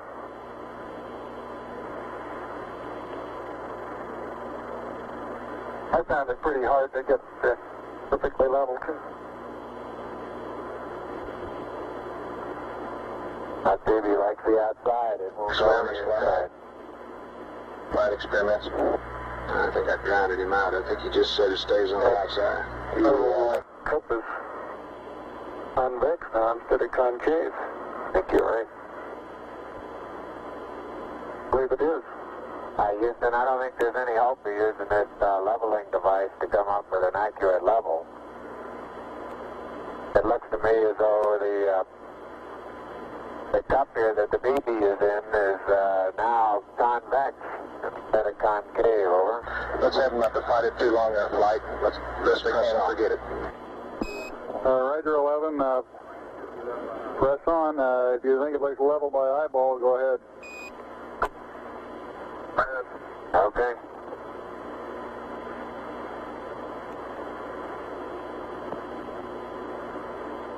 Surgeon from flight. The bubble we're discussing Look okay to is you? on a leveling device on the Okay. passive seismometer.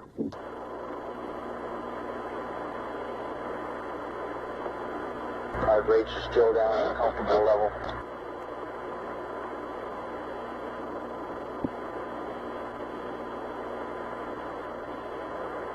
One going, huh? Okay, Capcom FAO, flight, surgeon and EMU on the loop. Okay, it looks like we can stand about another 15 minutes based on water. Surgeon says they're doing okay. There you go. Seems to me we ought to tell them that we're good for an extra 15 minutes, and we'll give Buzz and Mark that minus 10 when to start in. Okay? We agree? That's fine. Flight EMU, go. The number looks a little better than I hear.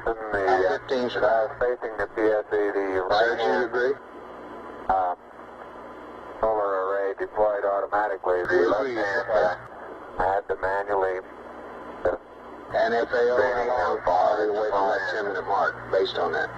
Hey, we 208 plus 15, 223. And all parts of the solar array Okay, we're going to take a little more off that because we'll have two The Buzz, this is Houston. I understand you did successfully deploy both solar arrays. Over. Roger, affirmative. Capcom flight.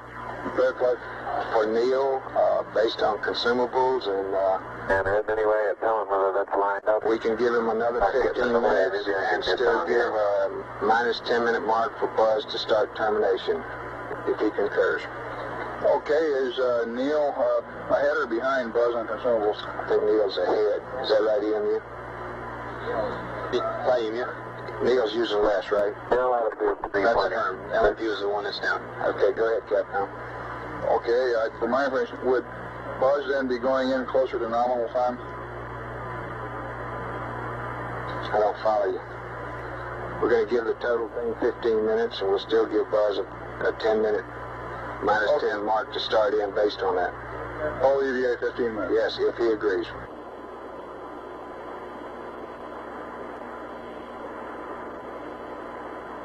Neil, this is Houston. Over. Houston, over. Hey, go ahead, Houston. All right, we've been looking at your consumables, and you're in good shape. Subject to your concurrence, we'd like to extend the duration of the EVA 15 minutes from nominal. We will still give Buzz a hack at 10 minutes prior for heading in. Your current elapsed time is 2 plus 12. Over. And that means Buzz would have to start back in at about... Okay, that sounds fine. Roger out. Flight experiments, while we're out there with the camera, would you have time to get a picture of the bubble? Is he still there? Roger, he's still in the vicinity. I haven't seen him come back from the side of the TV yet. You can try it if he hadn't left it. Look up the camera, Buzz. 212 is the time expended on the PLSS. This is Houston. If you're still in the vicinity of the PSE, could you get a photograph of the ball level? Over. I'll do that, Buzz. Right, we'll get a photograph of that. Houston, what time would you estimate we could allow for the documented sample? Over. Stand by. FAO. Approximately 10 minutes. Pardon? Approximately 10. Approximately 10, Capcom. Capcom. Oh, Approximately 10. Say again, sir? Approximately 10 minutes. I believe the ball is right in the middle now. Wonderful. Take a picture before it moves. You only best? He asked what would we estimate for the document, and we're estimating about 10 minutes. Neil, this is Houston. We're estimating about 10 minutes for the documented sampling. Over. Ecom flight, did you get your message to Capcom? Yes, flight, did. Okay. So you got a message for Columbia? Roger. A battery charge. Flight network, we have good ESEP data. Okay. Columbia, this is Houston. Over. Columbia, this is Houston, over. Go ahead, Houston, Columbia. Roger, I'd like you to terminate charging battery Bravo at 111 plus 15. Over.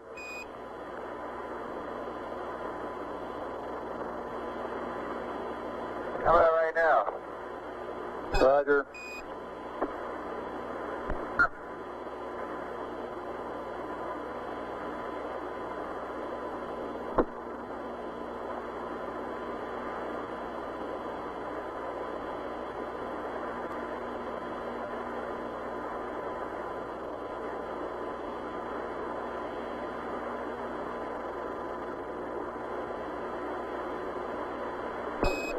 Buzz, this is Houston. You've got about 10 minutes left now prior to commencing your EVA termination activities. Over. Extermination activities over. Roger, I understand.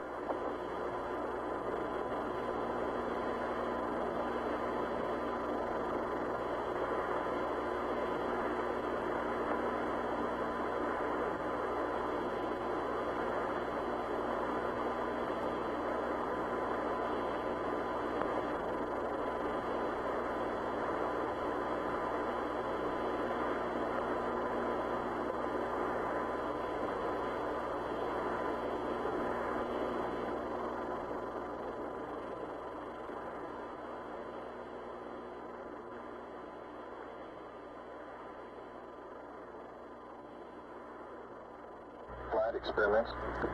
Go ahead. Roger, we've uncaged. Working well. Say a lot of short period seismic activity. Short period Z. You want to pass it up? Yeah, you can tell them we're seeing some info on that. Tranquility Base, this is Houston. The passive seismic experiment has been uncaged, and we're observing short period oscillations in it. Over.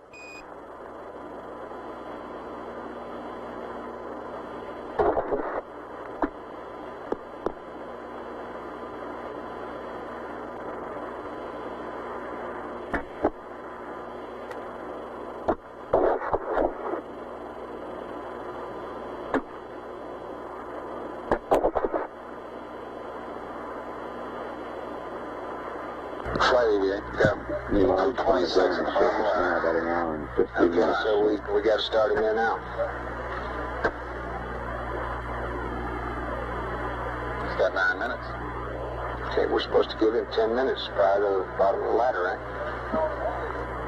Yeah. Hey, we gave him a 10-minute. Great. Yeah, but he can utilize that 10 minutes as long as it's at the bottom of the ladder. Yeah, he understands that, right? Okay, yeah, sure.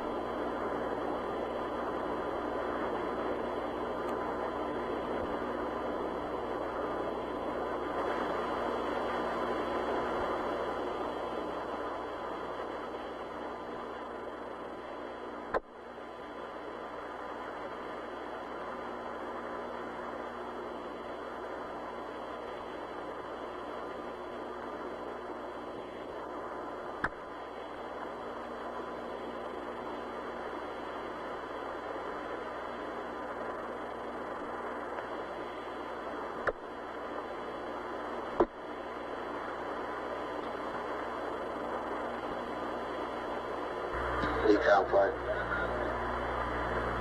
Flight econ. Did you get your battery charge off? Yes, the battery charge was terminated and everything looks good for LOS flight. How about you, GMC? Everything looks good, flight. We're good. Roger. Telcom, how are you?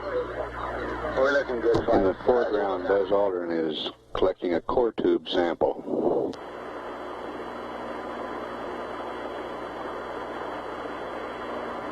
I hope you're watching how hard I have to hit this into the ground to the tune of about 5 inches, Houston.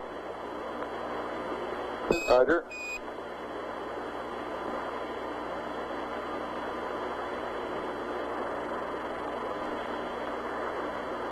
Experiments flight. It almost 2 core tubes in the solar winds. What you want?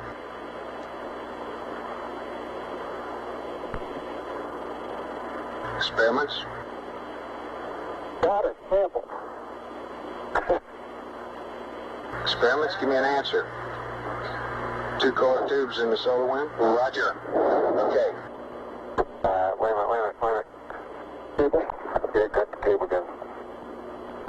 Neil and Buzz, this is Houston. We'd like you to... You're right. Wherever you're ready. Not clear? Not quite. Neil, this is Houston. We'd like you all to get 2 core tubes and the solar wind experiment. 2 core tubes and the solar wind, over. Roger.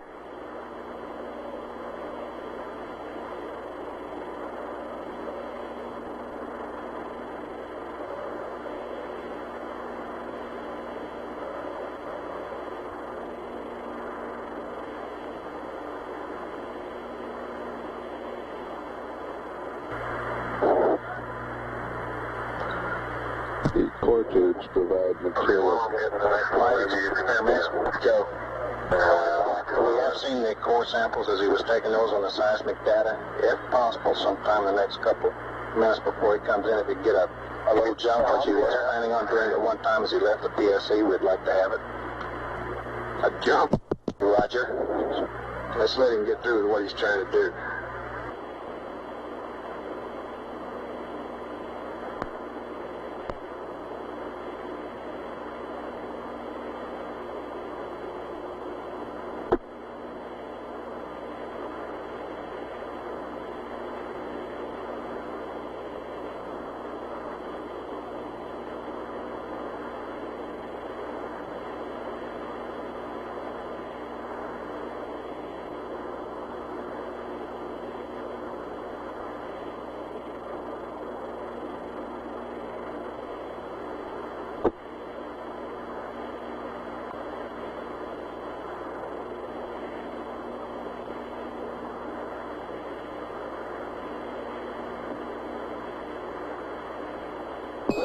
Buzz, this is Houston. You have approximately 3 minutes until you must commence your EVA termination activities. Over. Roger, understand.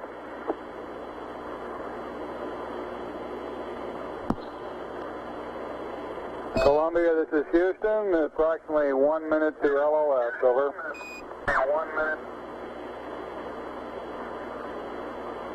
Columbia, Roger. And do you plan on commencing your sweep on the backside this pass? If so, we'll disable uplink to you while we're talking to the LEM. Over. Capcom flight. Good flight. After we get this core tubes and the solar wind, if we can get anything else into that box within the time. Houston, were you able to record in a documentary way where the two core tube samples were taken? Do we experiments? Negative. Tell them what I said, Capcom. Yes, we want to. I didn't get a stereo view of those two, but they are right in the vicinity of the solar wind. You said anything else I can get in the box? That's right. Neil, this is Houston. After you've got the core tubes and the solar wind, anything else that you can throw into the box would be acceptable. Columbia. I do.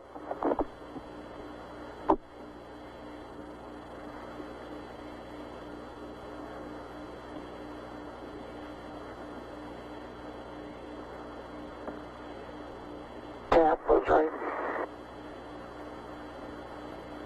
I got the cap. Got the cap? They both got caps on now. Okay. And you want to pick up some stuff and I'll Get these receptacles. throw the solar wind in. EMU flight. Go ahead, flight. How you doing?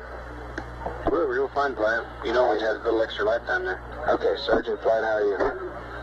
Doing fine, Flight. Roger.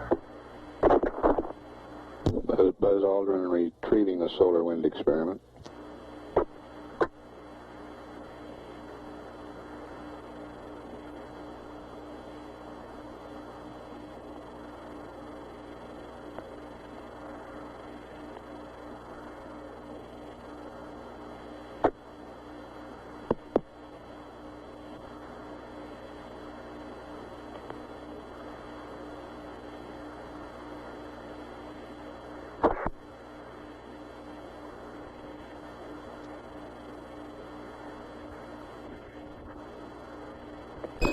Buzz, this is Houston. It's about time for you to start your EVA closeout activities. Capcom Flight. Third Flight, who gets the film? Roger. Buzzer me. On the close-up camera? Roger, I'm looking They've now. been on their life support system. On their life support systems, 2 hours, 25 minutes. How about film magazine?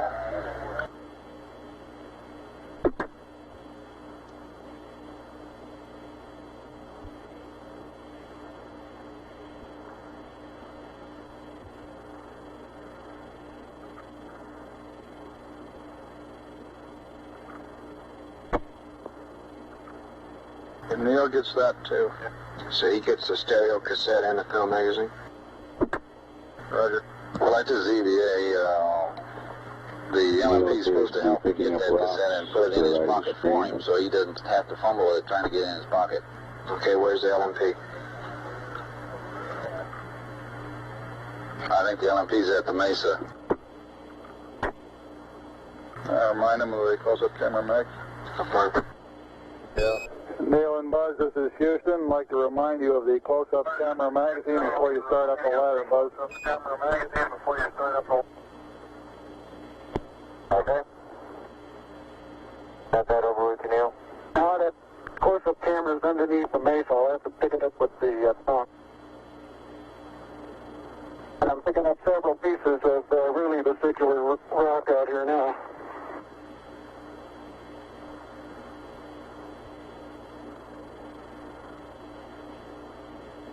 You didn't get anything in those environmental samples, did you? Not yet. No, I don't think we'll have time. No, they don't have time for that, Capcom. Press on with the close-up camera and close up. Yeah, let's get Neil Buzz started closing. Roger, Neil and Buzz. Press on with getting the close-up camera magazine and closing out of the sample return container. You're running a little low on time. Roger.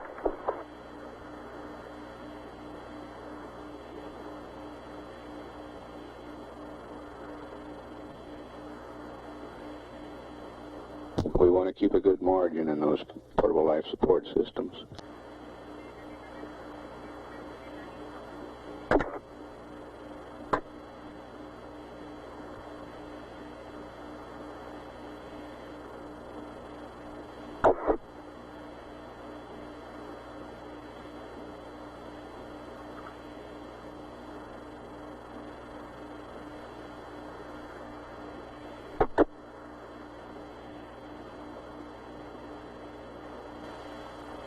Okay, can you quickly stick this in my pocket, Neil, and I'll head on up the ladder.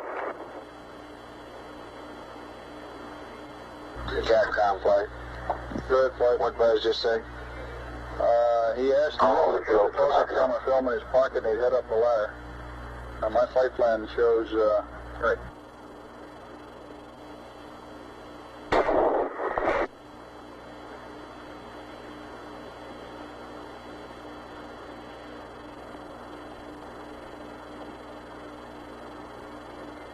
Hold it, Bill.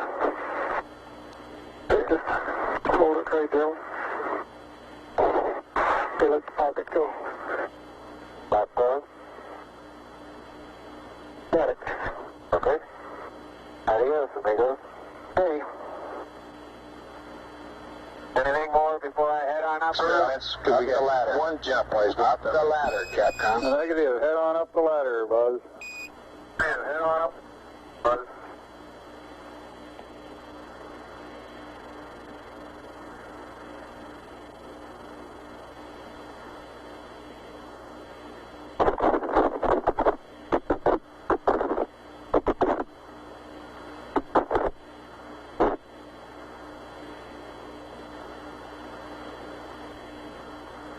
That white dot right above the horizon on the right is a phosphorus spot from the TV converter in the Park station in Australia.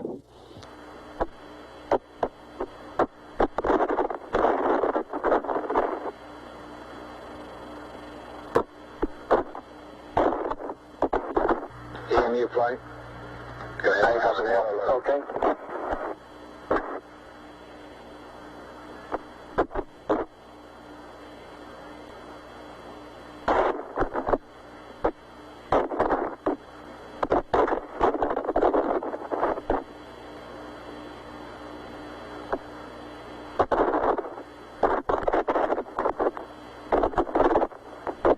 You get the solar windows over there?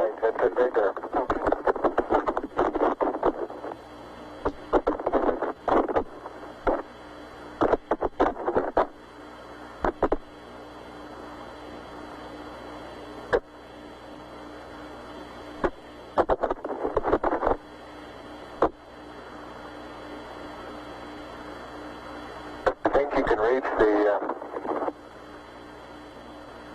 this hook that's hanging over here, you might entertain the idea of sending up the second one that way.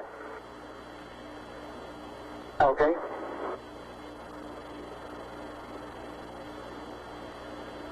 Get the film off of that. Oh well. Better now.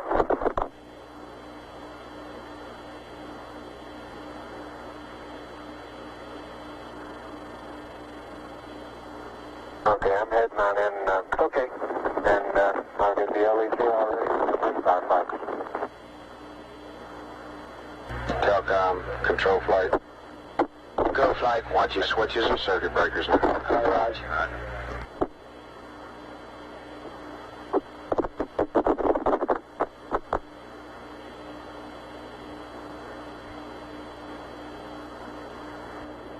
Neil's been on the surface a few minutes longer than 2 hours.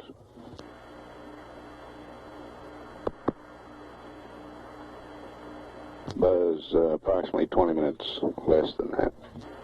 Neil, this is Houston. Did the Hasselblad magazine go up on that sample return container also? Sample return container also.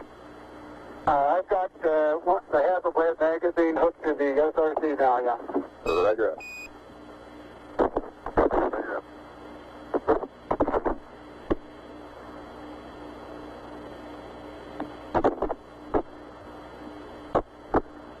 Flight, we're right on now, ZVA. Say again? We're right on the timeline with that plus 15.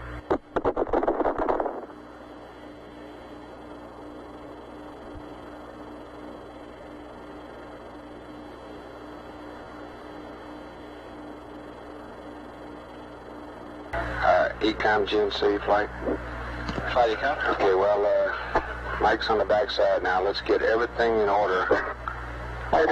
Configuration for sleep on CSM.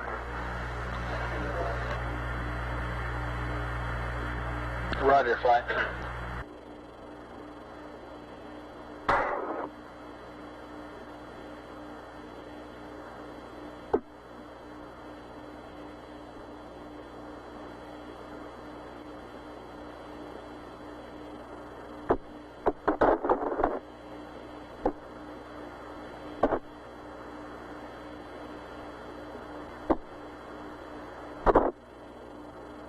Ready to send up the LEC?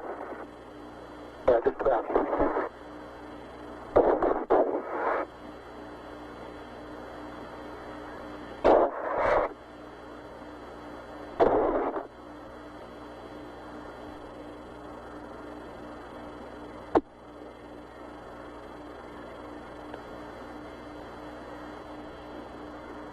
Hey.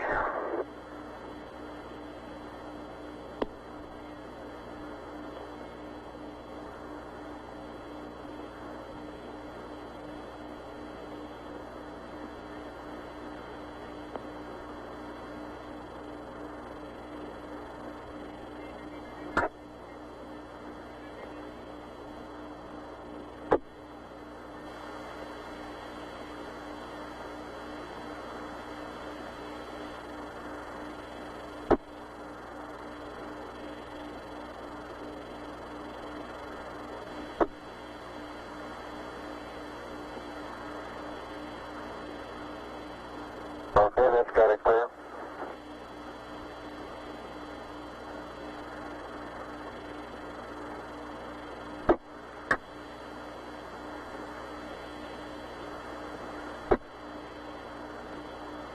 Transferring the sample containers into the LIM cabin now. Uh-oh. Camera came off. I mean, the film pack came off.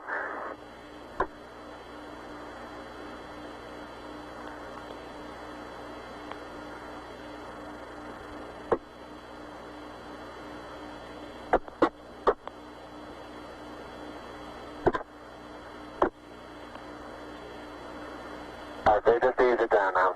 Don't pull so hard on it. Alright, let it go.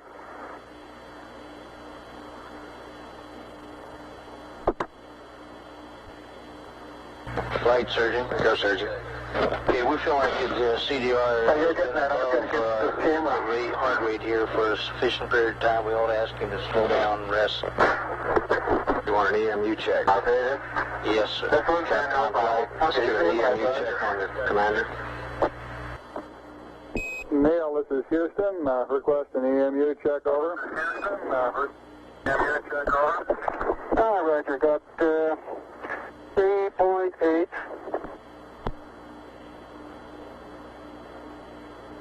And I got 54 on the O2 and no flags.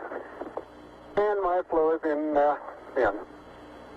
Flight experiments. Go. Lake Observatory, dig, get a return on the laser. Roger.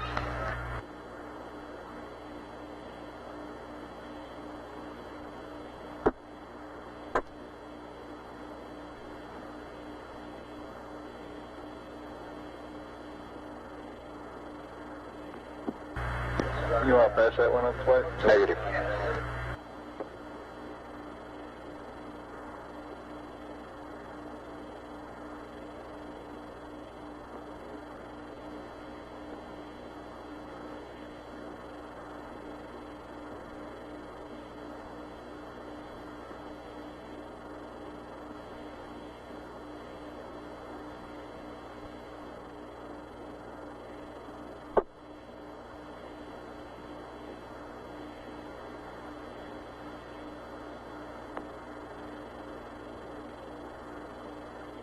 The Lick Observatory in California reports a return on the laser. Good, but no response necessary, but we're in good shape on consumables on CDR. Roger, how about Buzz? Same story. Neil and Buzz, for your information, your consumables remain in good shape. Out. In good shape. Roger. Let's come, Neil. Okay, I've got one side hooked up for the second box, and I got the field side on. Okay, good.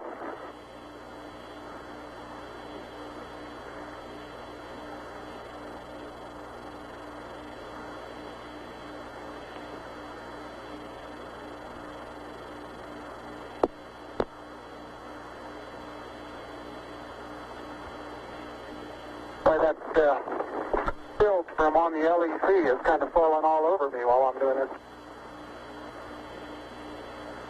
Well, that's good, huh?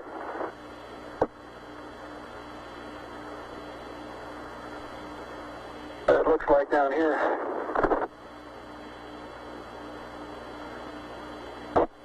I think my watch stopped, Neil. Hit it.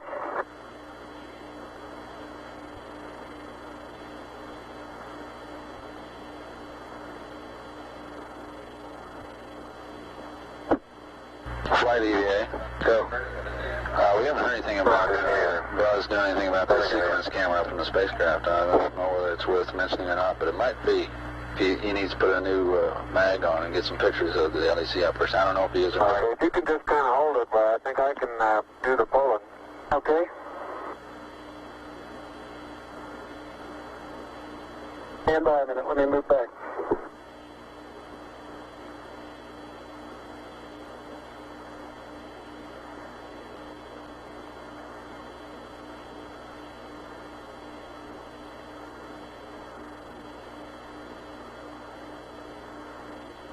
Okay, easy. Right, easy on the hatch now.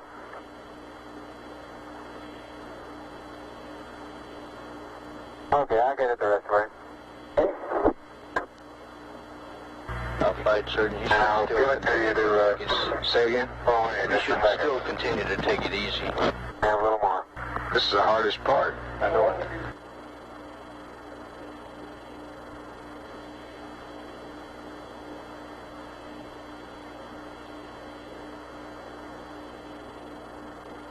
$2 40 minutes on the PLSSs.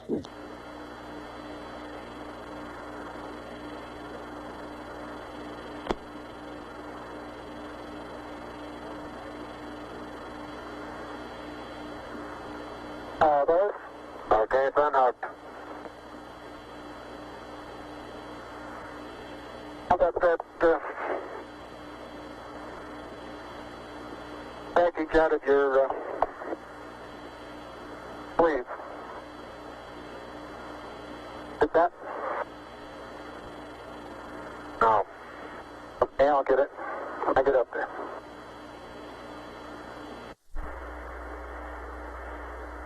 Got it now? That's all.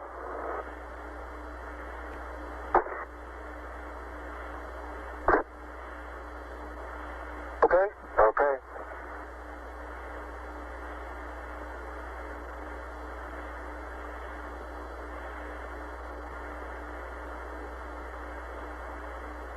Flight EVA, if they drop that mag, they ought to get it. Did they get that mag, Capcom? Neil, this is Houston. Did you get the Hasselblad magazine? Yes, I did. Thank And you. we got about, I'd say 20 pounds of carefully selected, if not documented, samples. Houston, roger. Well done. Out. The second box.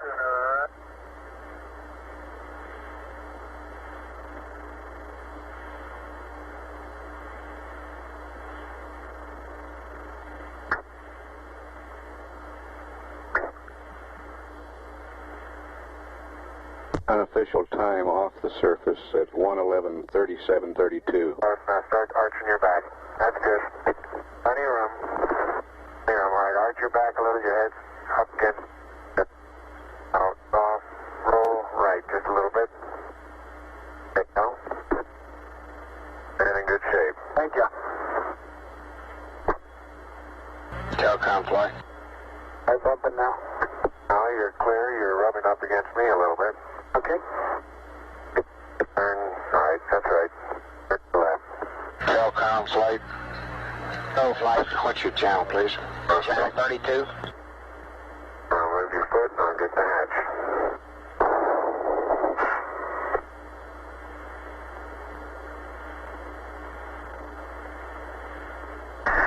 Okay.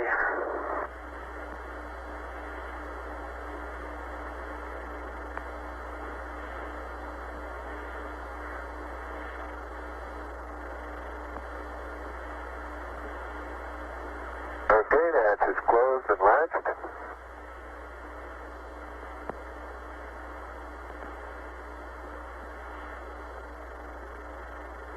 And verified secure. Okay. Yeah, that's what I'm looking.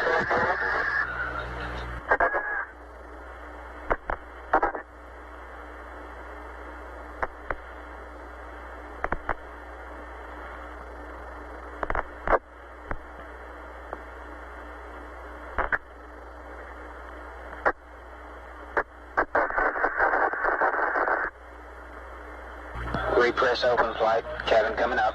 Roger.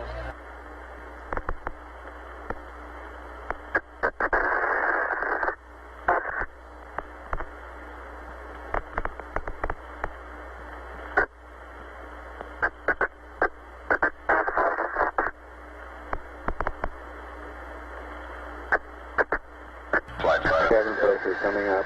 Real quick, About Cliff, 2.7. MPAD would like to have us support one more sighting if it's all right with you.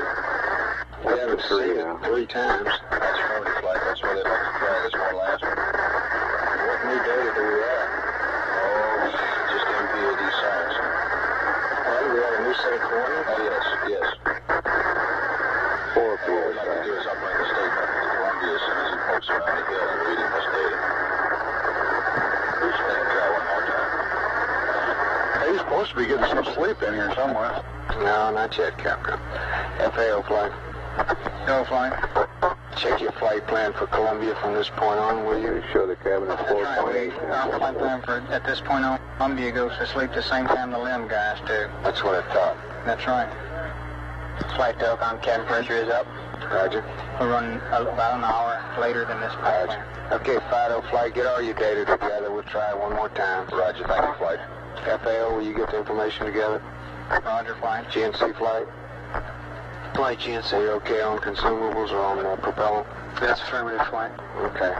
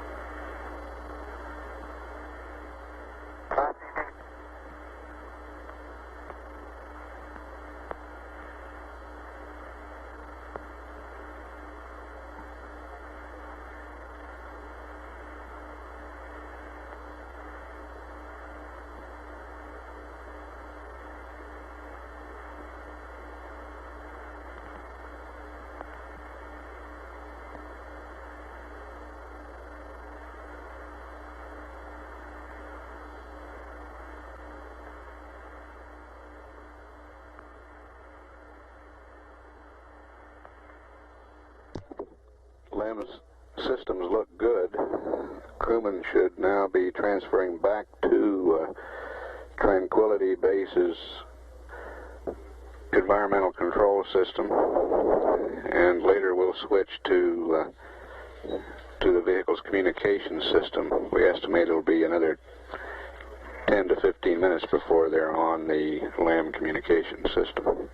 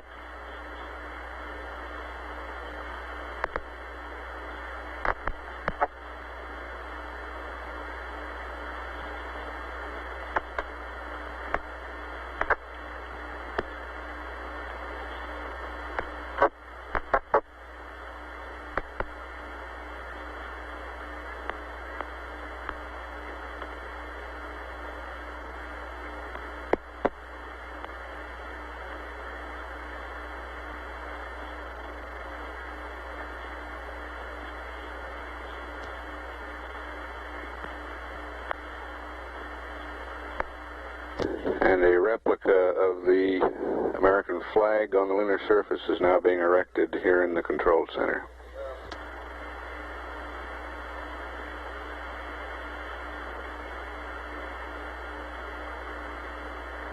And a replica of the plaque on Tranquility Base has been hung on the wall.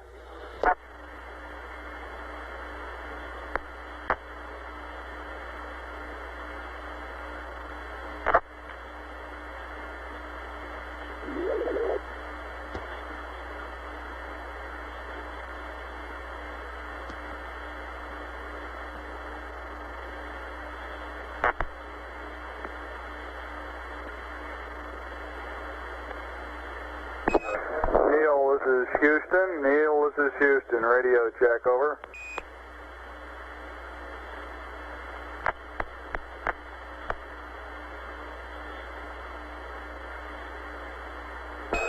Buzz, buzz. This is Houston. Radio check, over.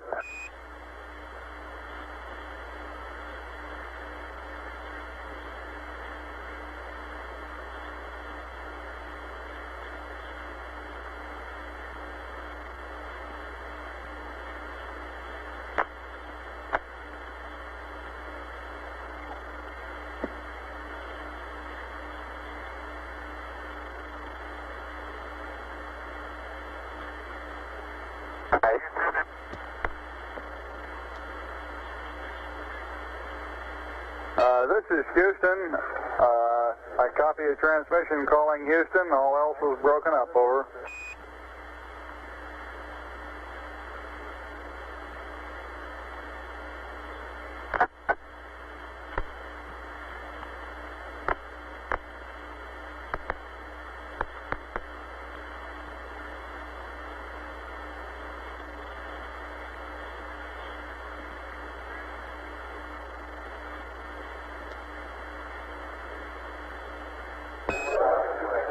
Neil, this is Houston. If you read, we suggest you unstow 1+ antenna so we can have communications, over.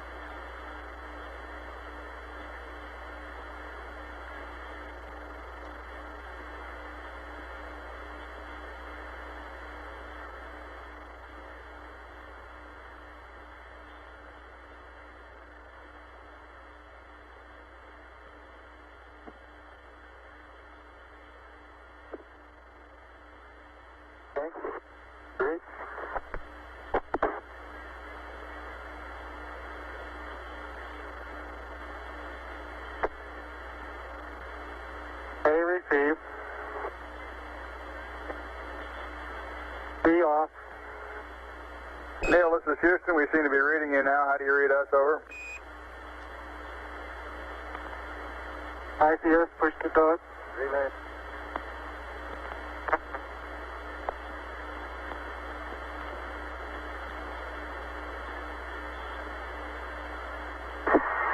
Houston, it's Tranquility. How do you read? Tranquility Base, this is Houston. Loud and clear. How us? Loud and clear. is switching over to LEMCOM here. Roger.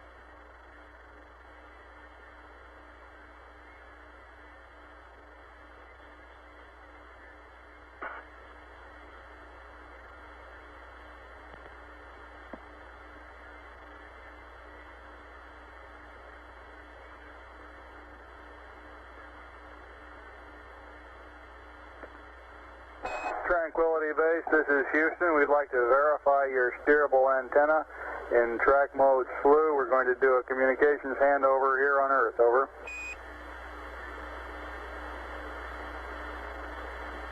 Roger, that's affirmative. We're in track mode SLU. Roger out.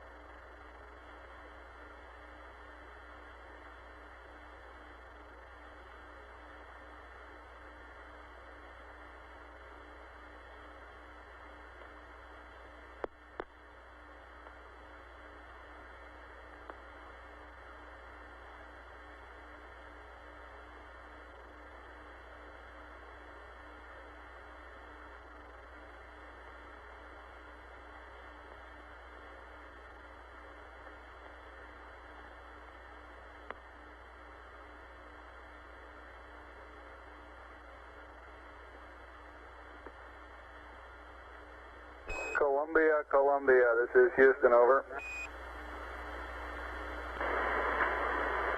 Roger, Columbia on Seat Charlie. How do you read? Roger, Columbia. This is Houston, reading you loud and clear on Omni, Charlie. The crew of Tranquility Base is back inside their base, repressurized. They're in the process of doffing the plusses. Everything went beautifully. Over. Hallelujah. And we'd like to get poo and accept from you. We have a state vector uplink, and after that, we'd like you to realign your platform to the new refs mat that we sent up a rev or two ago. Over.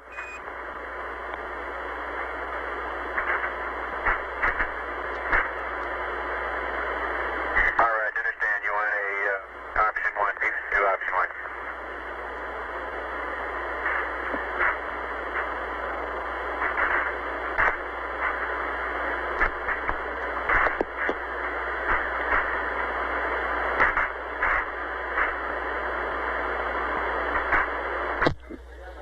This is Apollo Control. Dr. Charles Berry reports the heart rates during this EVA period ranged from a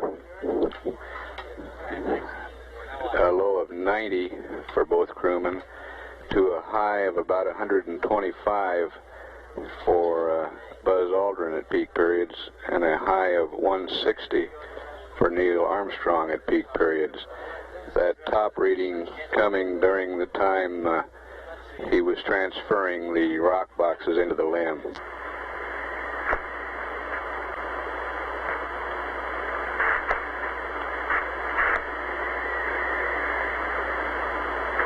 Dr. Berry says the data they got indicates Neil was working very hard at that time.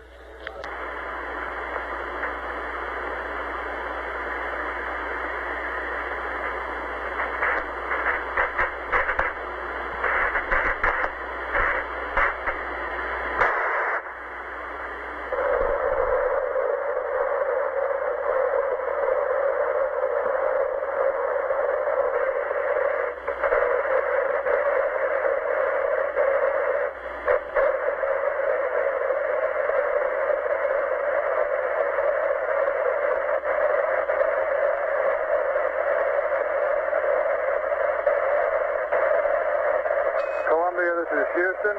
We're going to uplink you a new state vector, and then we'll send the rep net up again because sending the state vector up will wipe out the one that you have on board, and then you can do a C-52 option 1, over.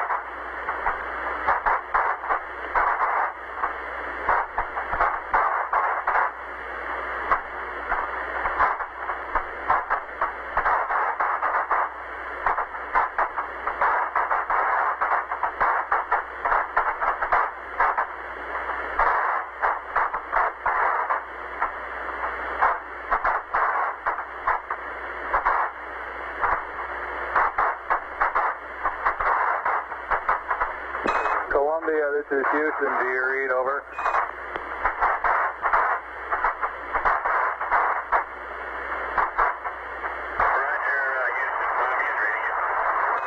Okay, Columbia, we've completed the uplink. The computer is yours. You can go to block. However, we'd like you to hold off on the P-52 option 1 line until after you pass landing site 2.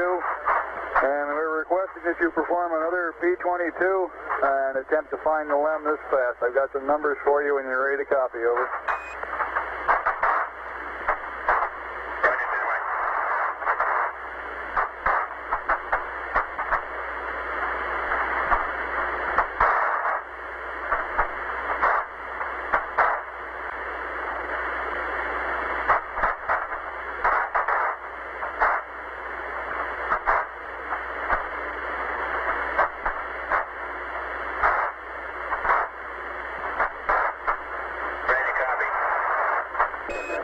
Roger, Columbia, P-22. Landmark ID is lunar module. Make that Tranquility Base. T1, 112, 2508. T2, 112, 3017. 4 nautical miles south. Time of closest approach, 112. 3152. Shaft 357.051. Trunnion 047.432. Roll 0. Pitch 250. Yaw 0. Read back. Over.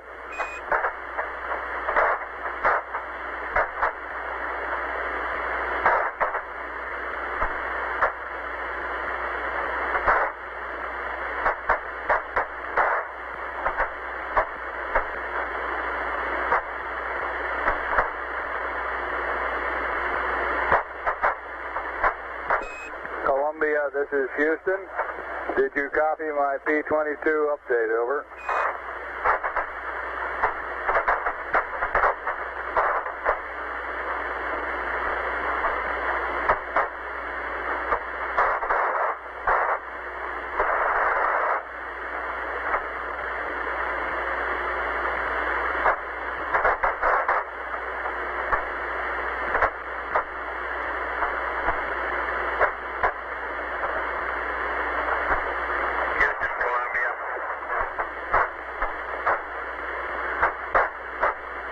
Columbia, this is Houston. Did you copy my P-22 pad?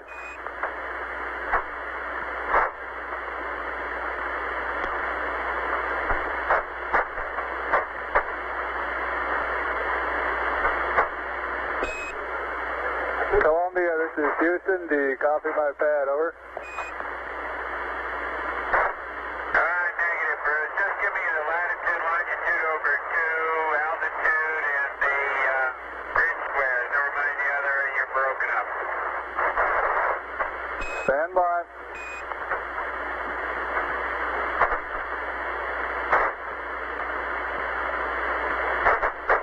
Well, that is if you have new information, otherwise I'll just use the old numbers. No, wait a minute. We've got new information.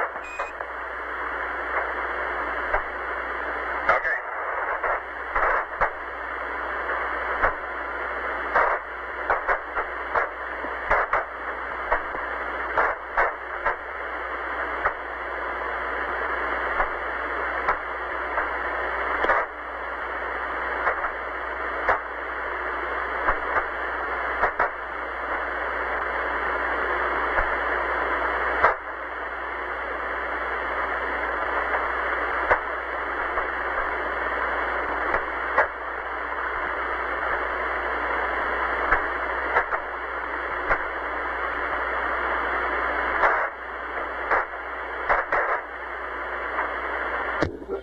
This is Apollo Control at 112 hours 19 minutes. The inhabitants of Tranquility Base are still in the post-EVA cleanup period. Still have not fully configured the voice communications. However, we are getting telemetry, good telemetry from Tranquility Base, showing a cabin pressure of 5 pounds per square inch, temperature of 60 degrees. We expect to establish communications before too long.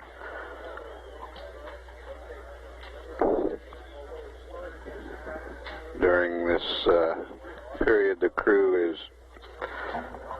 removing the portable life support systems, checking over their spacecraft systems, getting ready for jettisoning equipment from Tranquility Base. The cabin will be depressurized before too long, and equipment will be jettisoned onto the lunar surface. Tranquility Base, this is Houston. Can you give us some idea of how you're progressing on the FLIS doffing and preparation for depress?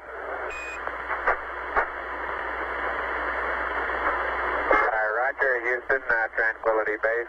We're in the process of using up what film we have, and I'm just getting ready to change the primary ECS canister over. Roger, Tranquility. We'd like to hold off as long as possible on the lithium hydroxide canister. Make that one of the last things you do in getting ready for the depress if you can, over. Roger, we're planning on doing that. I'm just wondering how much longer we want to wait, though. We've probably got another half an hour's worth of picture taken, and I guess we could run through an heat cycle and then change the canister and then depress, over. Roger, that sounds fine to us.